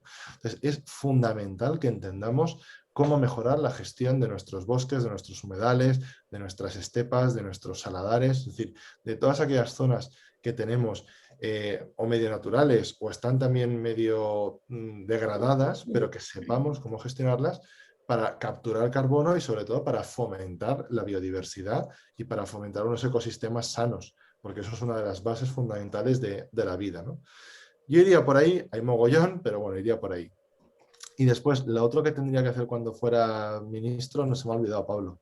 Me has dicho algo más, tío. He dicho 3, pero te gustan mucho a ti los chiringuitos, ya estás metiendo un montón de cosas ahí, tío. Ya, pero es que me he venido arriba. De paso ya me haces presidente y ya, pues Mira ya... que habéis dado dinero en vez de Dinero, ítem. exacto. Esa es la otra, reclamar No es tanto dinero. presupuesto. No, pero me habías dicho otra cosa después de lo de las 3 líneas, pero se me ha olvidado. Me he emocionado pensando que era ministro. A mí también se me ha ido. Gele. Sí, yo quería decir que al hilo de este programa político que nos has presentado, la verdad, muy, muy convincente, hay algunas preguntas en el que hacen relación tanto al decrecimiento como al ecofeminismo. Entonces, tal vez, aunque no nombre a las personas que la han hecho, porque del decrecimiento han coincidido bastante y con el ecofeminismo alguna también, pues a ver cómo se podría articular esas dos teorías de actividad con esto, con lo que tú acabas de decir.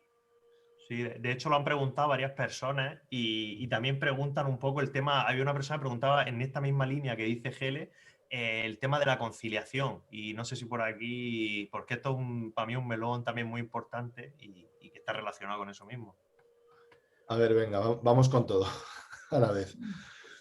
Creo que es fundamental. Ayer justamente me hacían una entrevista y hablábamos en el caso del ecofeminismo también, de cómo aprender de las luchas feministas a la hora de no solo de posicionar el tema, que no me gusta tampoco el término, sino de generar esa hegemonía cultural y de generar un movimiento que sea capaz también de transformar realmente las concepciones más profundas de la sociedad. Evidentemente queda mucho camino, por desgracia, en muchos aspectos, pero yo creo que sí que se está llegando, ¿no?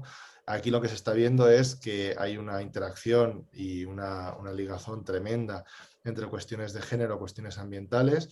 En España y en otros países, sobre todo en países en vías de desarrollo, hay un vínculo entre quién carga más con los efectos del cambio climático, quién se ocupa más de determinadas tareas, quién lo está sufriendo más, son siempre las mujeres. Y esto lo que nos tiene que obligar es, evidentemente, a no considerarlo nunca como una cosa, digamos, que sucede en el vacío. Sucede en una sociedad en la cual aún tenemos, no sé si dejes o estructuras patriarcales muy profundas, que afortunadamente vamos rompiendo poco a poco, pero las vamos rompiendo.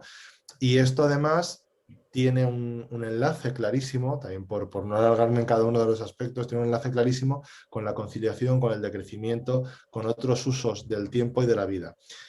Yo en el libro trato de hablar brevemente del tema del tiempo. Al final necesitamos tiempo para conciliar con nuestra propia vida.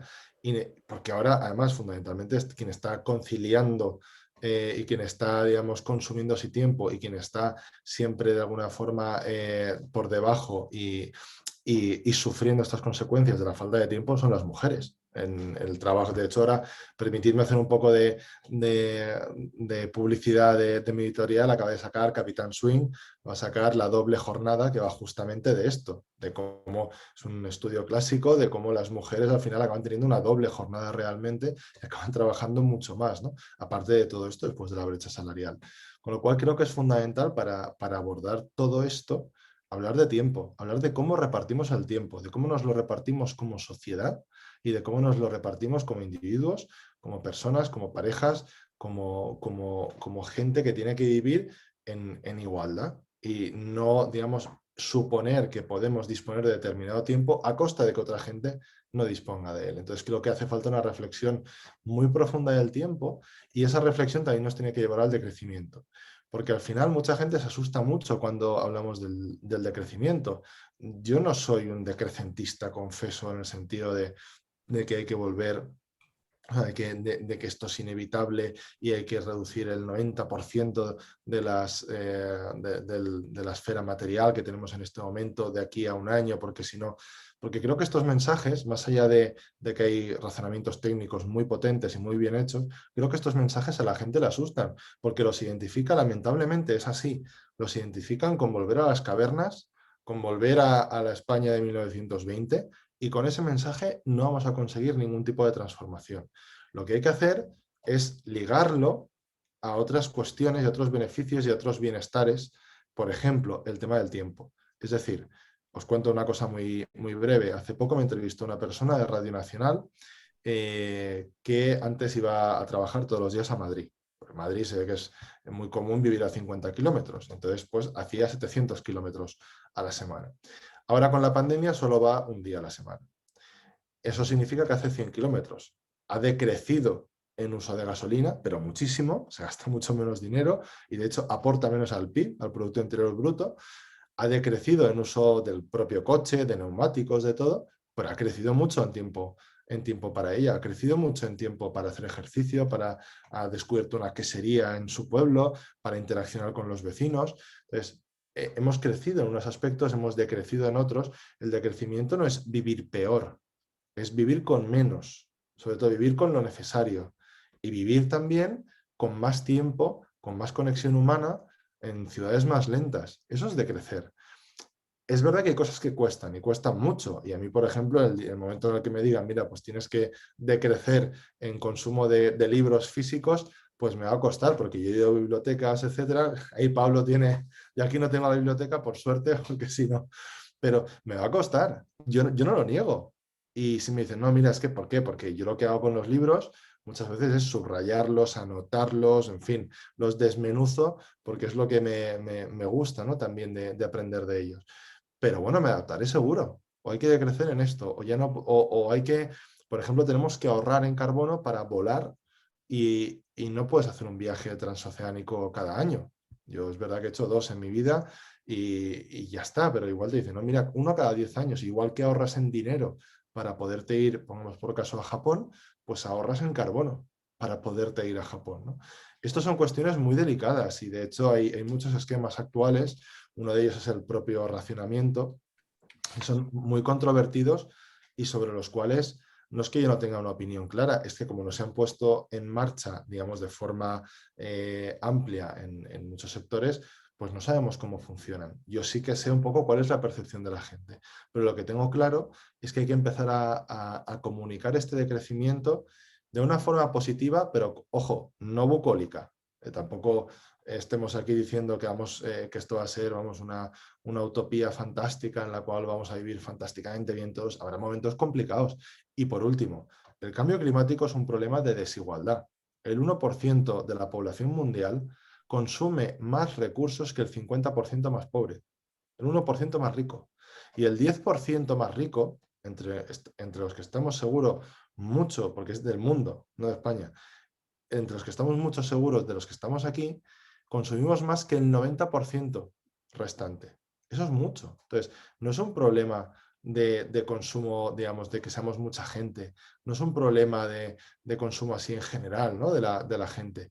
Es un problema de que hay alguna gente que consumimos mucho, hay gente que consume mucho más que yo, por supuesto, y que por lo tanto también cuando decimos, no, el decrecimiento no son sacrificios, no está, bueno, ahí sí que yo matizo siempre también, ¿eh? Sí que quiero que sea un sacrificio y sí que quiero que haya gente que pierda poder adquisitivo y que pierda capacidad de consumo, que son los ultra ricos que vuelan en jet privado y que tienen un consumo desorbitado de todo tipo de bienes de consumo y emiten muchísimo, ¿no? Entonces, aquí hay un montón de cuestiones ligadas, pero fundamentalmente tenemos que ir a una vida más lenta, más igualitaria, más redistribuida, más humana. Y también, por supuesto, ahí, como decíamos al principio, la cuestión de género tiene un papel para mí fundamental, en tanto en cuanto el tema del tiempo es central en esta discriminación y en esta estructura que aún preservamos como sociedad. Muy bien. Gele, ¿tú quieres preguntar algo? Yo tengo alguna puntadica.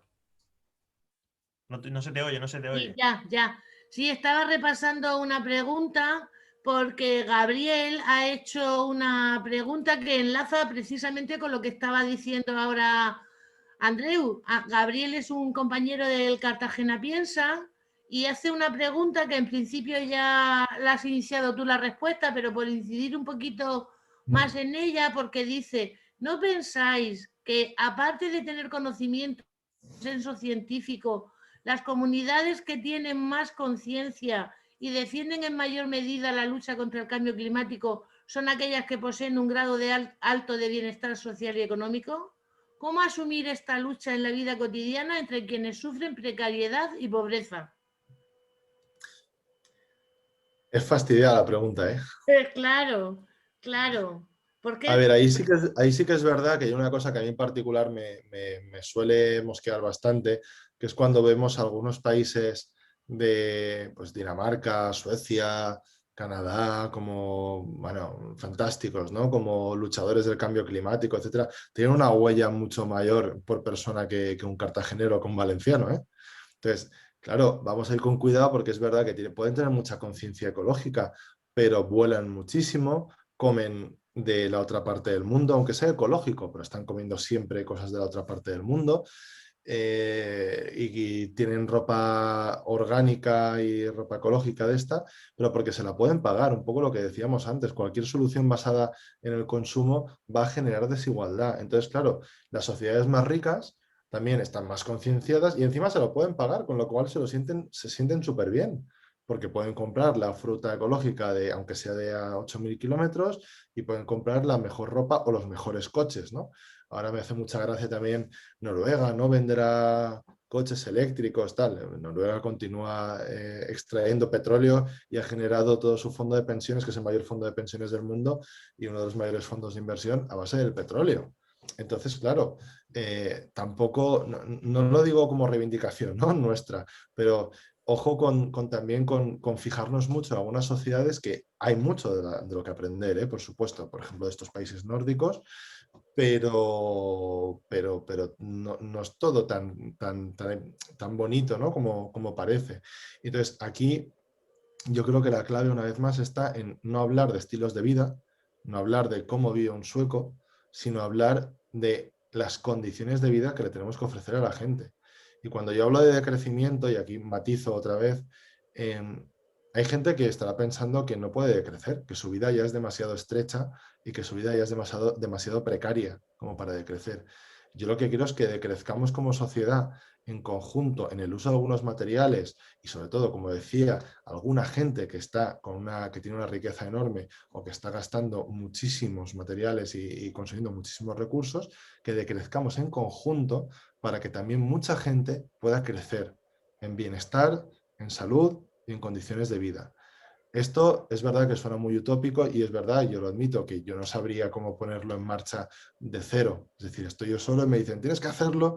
Hombre, pues si me dejaran hacerlo yo dibujaría algo, pero probablemente a los 2 días se desdibujaría, ¿no? Porque somos muchos millones de personas debatiendo como sociedad hacia dónde queremos ir. Y incluso hay cosas muy evidentes, y disculpadme porque no había hecho ninguna referencia a la COVID, pero cosas muy evidentes como la COVID que han generado muchísimo debate desde lo personal, ¿no? De la gente que no quería ponerse la mascarilla, no sé menos tal, hasta lo colectivo, ¿no? Hasta la respuesta cuando estaba clarísimo y estábamos viendo los efectos en el día a día, lamentablemente los hemos estado viendo y los seguimos viendo.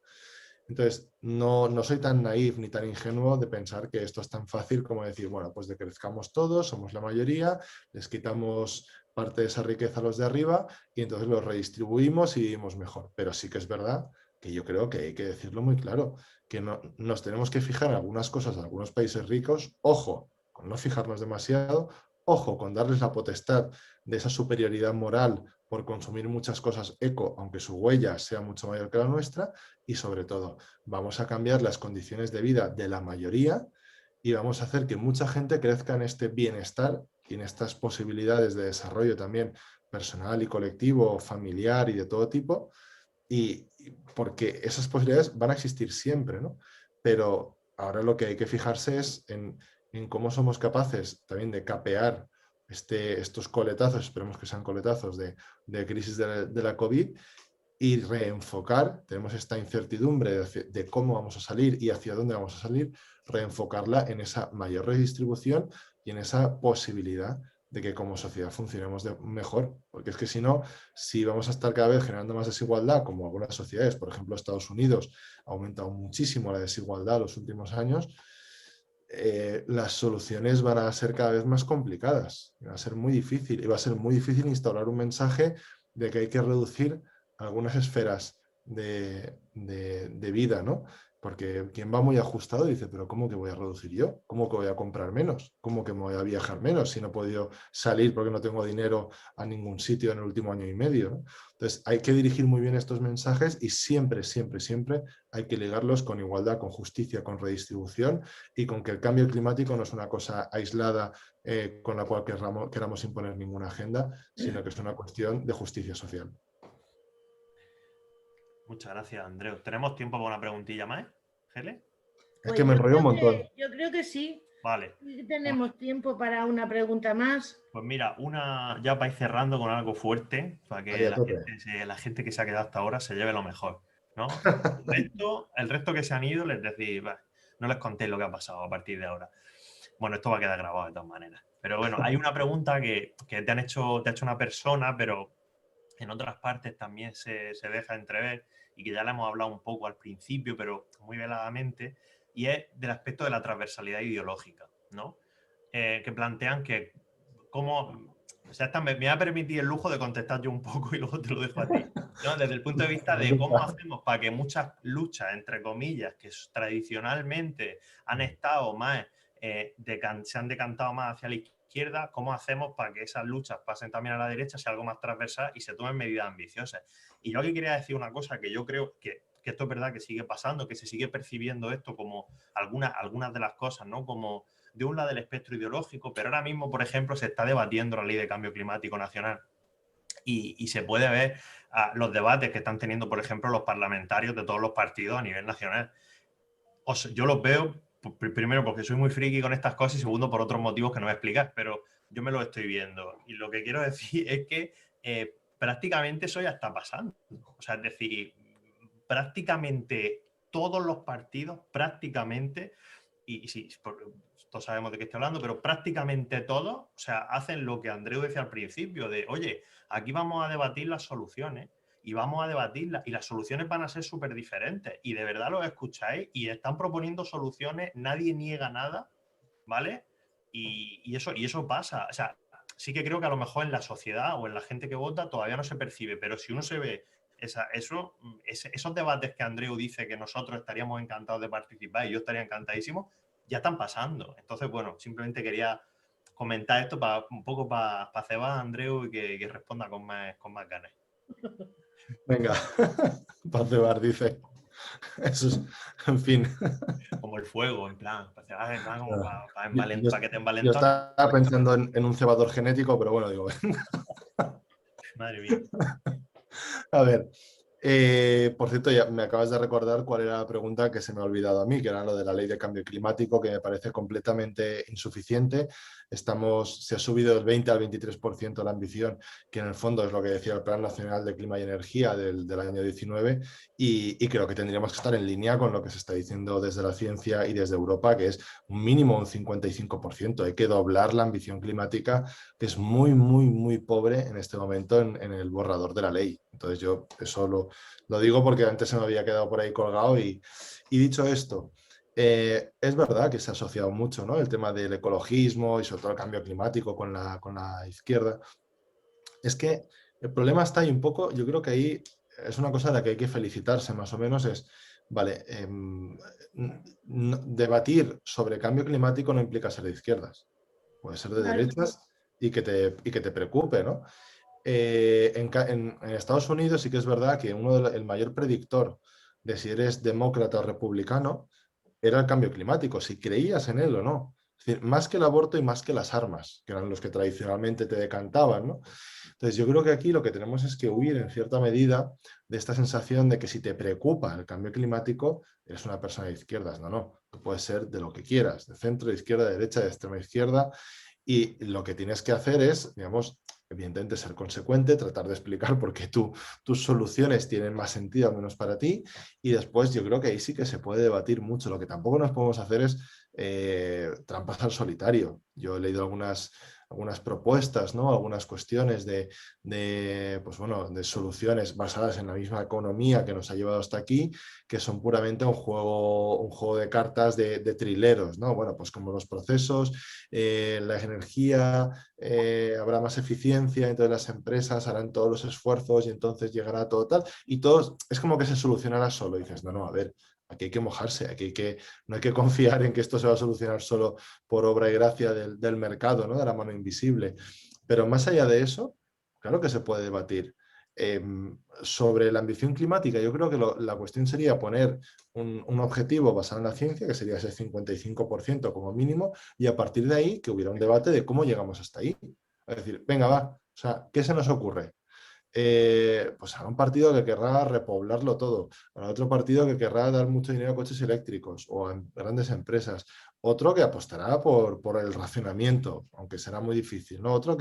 Y creo que ahí sí que hay un debate que se tiene que dar, pero sobre todo, si queremos convencer a los del otro lado, y más en un momento tan polarizado como el actual, creo que hay que ser uno muy empático, muy humano, y entender las motivaciones. Al final, en todo esto del cambio climático hay una cuestión de las narrativas, de insertar el cambio climático en lo que le preocupa a la gente. Y lo que se está viendo que funciona es empezar a hablar con la gente, con grupos de gente, empezar a escucharles, ver cuáles son sus preocupaciones. Si su preocupación es ir a jugar al golf el fin de semana, o hacerse una buena paella, o poder hacer surf, o poder bucear, o poder simplemente estar escuchando música en su casa sin estar asándose, y ver cuáles son las preocupaciones y ligarlas con el cambio climático y explicarle cómo le afecta el cambio climático, explicarle qué puede hacer. En este sentido, además, hay investigaciones bastante recientes, muy, muy chulas, que hablan, por ejemplo, en Inglaterra, de que cuando a un público conservador, a grupos de, digamos, conservadores, se les plantea lo del ahorro energético, les gusta mucho. Es decir, estamos hablando de Inglaterra frente al cambio climático. Y, por ejemplo, cuando se les plantean temas de justicia social, no les acaban de llegar, ¿no? La justicia climática, etcétera. O cuando se les plantea, por ejemplo, temas de veganismo, vegetarianismo, tampoco. Pero sin embargo, si les planteamos ahorro energético, sí. ¿Por qué? Porque el público conservador es muy en este caso en Inglaterra, de ahorro, ¿no? El ahorro es una cualidad buena, más un país que pasó la Segunda Guerra Mundial, que es una isla, están solos, o por ejemplo la narrativa del residuo cero. Sorprendentemente, el residuo cero bueno, tú estás en Mallorca, que también son bastante pioneros, en Valencia en parte también, ¿no? Se está introduciendo el tema este del plástico, no sé menos, es una cosa muy ligada, parece que a la izquierda, lo de sin residuos, y sin embargo en Reino Unido es una de las narrativas que mejor funciona. ¿Por qué? Porque el público conservador tiene muy metido lo de no desperdiciar nada, nada de comida, nada de ningún material, nada. Con lo cual, sorprendentemente, funciona muy bien. Entonces, lo que hay que ver también es en esta transversalidad de argumentos, en esta preocupación compartida que tenemos que transformar en un debate social y político también, con todas sus aristas, cómo somos capaces de trasladar a aquella gente que tú, Pablo, decías al principio, esta gente, este 50% que está por ahí, que no sabe muy bien si le interesa, de trasladarle toda esta realidad con unas narrativas que además se adapten a su mirada sobre el mundo, a su sesgo ideológico o a sus, digamos, visiones sobre la realidad política, porque no podemos ir igual y porque los datos están muy bien, pero los datos son muy fríos. No podemos presentar el mismo PowerPoint a todo el mundo. No es cuestión de convencer ni de manipular, es cuestión de que si esto nos importa y queremos que le importe a otra persona, tenemos que contárselo de forma que le importe, no de forma que le hagamos sentir un ignorante, que le hagamos sentir que es un izquierdoso que solo se preocupa de él o un derechón que pasa de todo el mundo. Es decir, tenemos que hacer ver que su postura es legítima, excepto en algunos casos que sabemos que no es legítima, pero no viene al caso, ¿no? Que su postura es legítima, que su visión es normal, pero que esto le importa. aunque tradicionalmente, imaginemos sobre todo más a la derecha, aunque tradicionalmente no se hayan preocupado tanto los partidos de derecha sobre este tema o no hayan tenido tantas propuestas, a él como persona le interesa, a él como cartagenero, como murciano, le interesa, le va a impactar, le va a preocupar igual que a otro.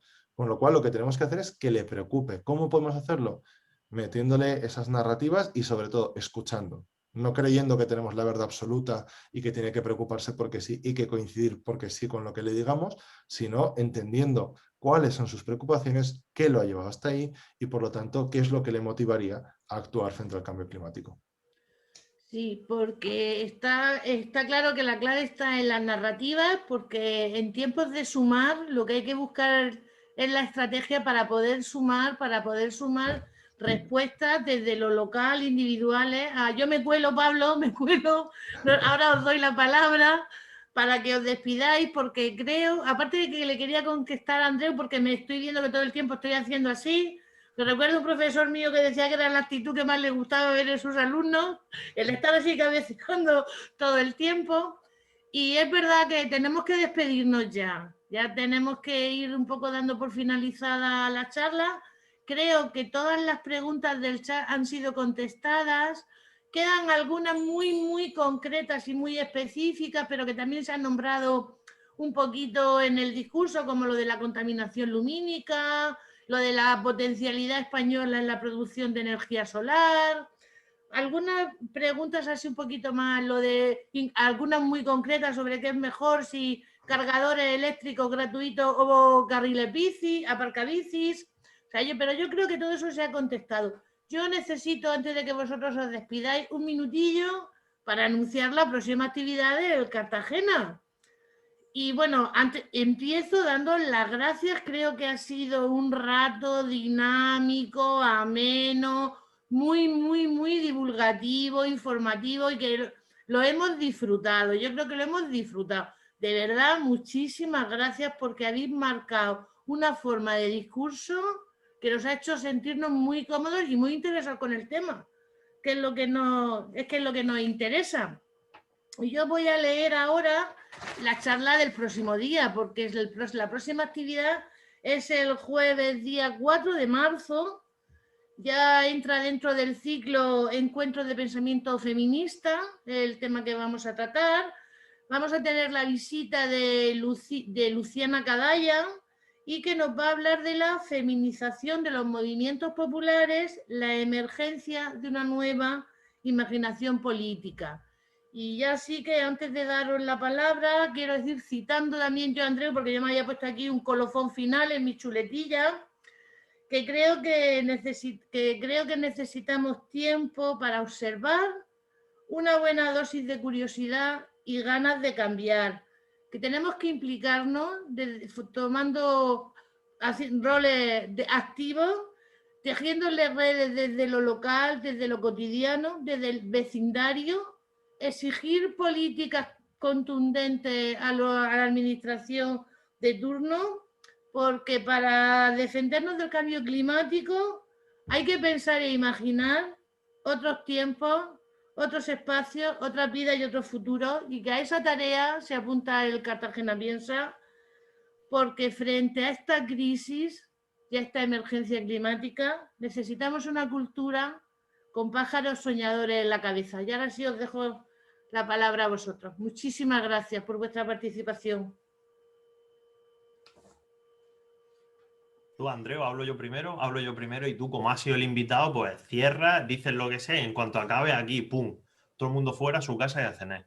Yo, pues nada, daros las gracias de nuevo. Hemos intentado hacerlo así, que fuera un poco más dinámico porque estamos todos cansados ya de las videoconferencias tras un año ya de pandemia. Y bueno, espero que no os hayáis aburrido mucho, los que hayáis quedado hasta el final, los que habéis estado todo el rato, pues muchísimas gracias. Yo, pues, como nos pide una reflexión, pues yo simplemente decir que respecto a esto, este tema en general hay una cosa que a mí me obsesiona un poco y han preguntado, que es el tema de la ejemplaridad. De muchas veces, tanto lo focalizado en el tema de los gobernantes, ¿no? Pero yo pienso que en esta línea tenemos un problema con la ejemplaridad muy importante, ¿no? Y una persona pregunta, oye, ¿por qué? Pues, por ejemplo, yo a lo mejor tengo un concejal, una concejala que me está diciendo que haga no sé qué, y luego yo veo que hay en la concejalía a nivel de sostenibilidad o de eficiencia energética, por ejemplo, no se hace absolutamente nada y luego me tengo que comer yo todo esto, ¿no? Hemos visto con la pandemia también, que tiene que ver con lo mismo, una flagrante falta de ejemplaridad. En la región de Murcia concretamente lo hemos visto, con cosas que no vienen al caso, pero bueno, hemos visto esta falta de ejemplaridad y yo creo que para convencer también a la gente para que se tome el cambio climático en serio, hay que intentar ser ejemplares. Hay que intentar ser ejemplares, no hay que volverse loco. Como dice Andreu, no hay que contar el CO2, no hay que contar gramos de CO2, pero hay que intentar, bueno, pues uno ser ejemplar y aceptar sus contradicciones, y igual que acepta sus contradicciones, pues no exigirle a la gente según qué cosas, pero dentro de intentar comportarse de una manera un poco ejemplar. Y eso es lo único que yo quería decir como conclusión, pero por complementar una pregunta que ha lanzado una compañera por ahí. Y muchas gracias, Andreu, y la próxima vez, pues a ver si nos vemos en persona, que bueno, pues esto es lo que hay, esto es lo que toca, que bueno, yo qué sé, para la próxima en persona en Cartagena. Seguro que sí. Bueno, pues yo nada, lo haré muy corto porque simplemente quiero despedirme, dar las gracias otra vez a Cartagena. Cartagena Piensa, a Pablo, por haberse prestado y habérselo currado el hacer de hilo conductor, que también esto es complicado y más en estos momentos, ¿no? de videoconferencias, que es un poco raro y se pierde incluso esta complicidad que se puede tener en directo, pero creo que ha quedado bastante ameno. En algún momento probablemente me he emocionado yo y he empezado a contestar más cosas de las que me habíais preguntado, pero bueno, estoy muy contento de haber participado y fundamentalmente tanto con la charla como con el libro, yo lo que quiero es que la gente se haga preguntas. Es decir, no es un manual y esto no quiero que la gente lo perciba como una especie de esto de, bueno, pues esto es lo que hay que hacer, o esta es la narrativa que hay que usar, o esto son las acciones individuales que hay que empezar a hacer, ¿no? Yo al final, de hecho, hay un anexo que es por dónde empezar. Pues vamos a ver, ¿no? Por dónde empezamos. No digo que ninguna sea más importante que la otra, yo doy una serie de ideas, por supuesto, que tienen que ser completadas por vosotros y por vosotras, y el resto del libro es sencillamente una invitación a pensar, a curiosear, a plantearse muchas cosas, a incomodarse algo. También os lo digo porque yo me he incomodado escribiéndolo, pues ahora os incomodéis vosotros leyéndolo, porque es un libro que quiero que sea inspirador, pero no inspirador como si fuera una taza de estas de buenos días, todo saldrá bien, sino inspirador en el sentido de plantearse realmente, pues bueno, hacia dónde queremos ir y qué tipo de acción quiero tomar yo y por qué me considero una persona muy implicada y muy concienciada, pero luego no tomo la acción que yo creo que debería tomar. Las respuestas no son fáciles, pero lo primero que hay que hacerse son las preguntas adecuadas. Entonces, me sentiré más que satisfecho si después de esta charla y después de leer el libro tenéis en vuestra cabeza algunas preguntas que seguro que serán muchas más de aquí a un tiempo y que seguro que seguiremos entre todos y todas haciéndonos estas preguntas como sociedad en nuestros pueblos, en nuestras comunidades autónomas, con nuestros amigos, con nuestros familiares, aunque nos cueste la próxima cena de Navidad, cuando ya se pueda ir con más tranquilidad, decís, mira, ahora que ha pasado el COVID, vamos a hablar de cambio climático. Y yo creo que eso será lo que de alguna forma nos va a dar una oportunidad de plantearnos estos retos como sociedad con garantías de superarlos.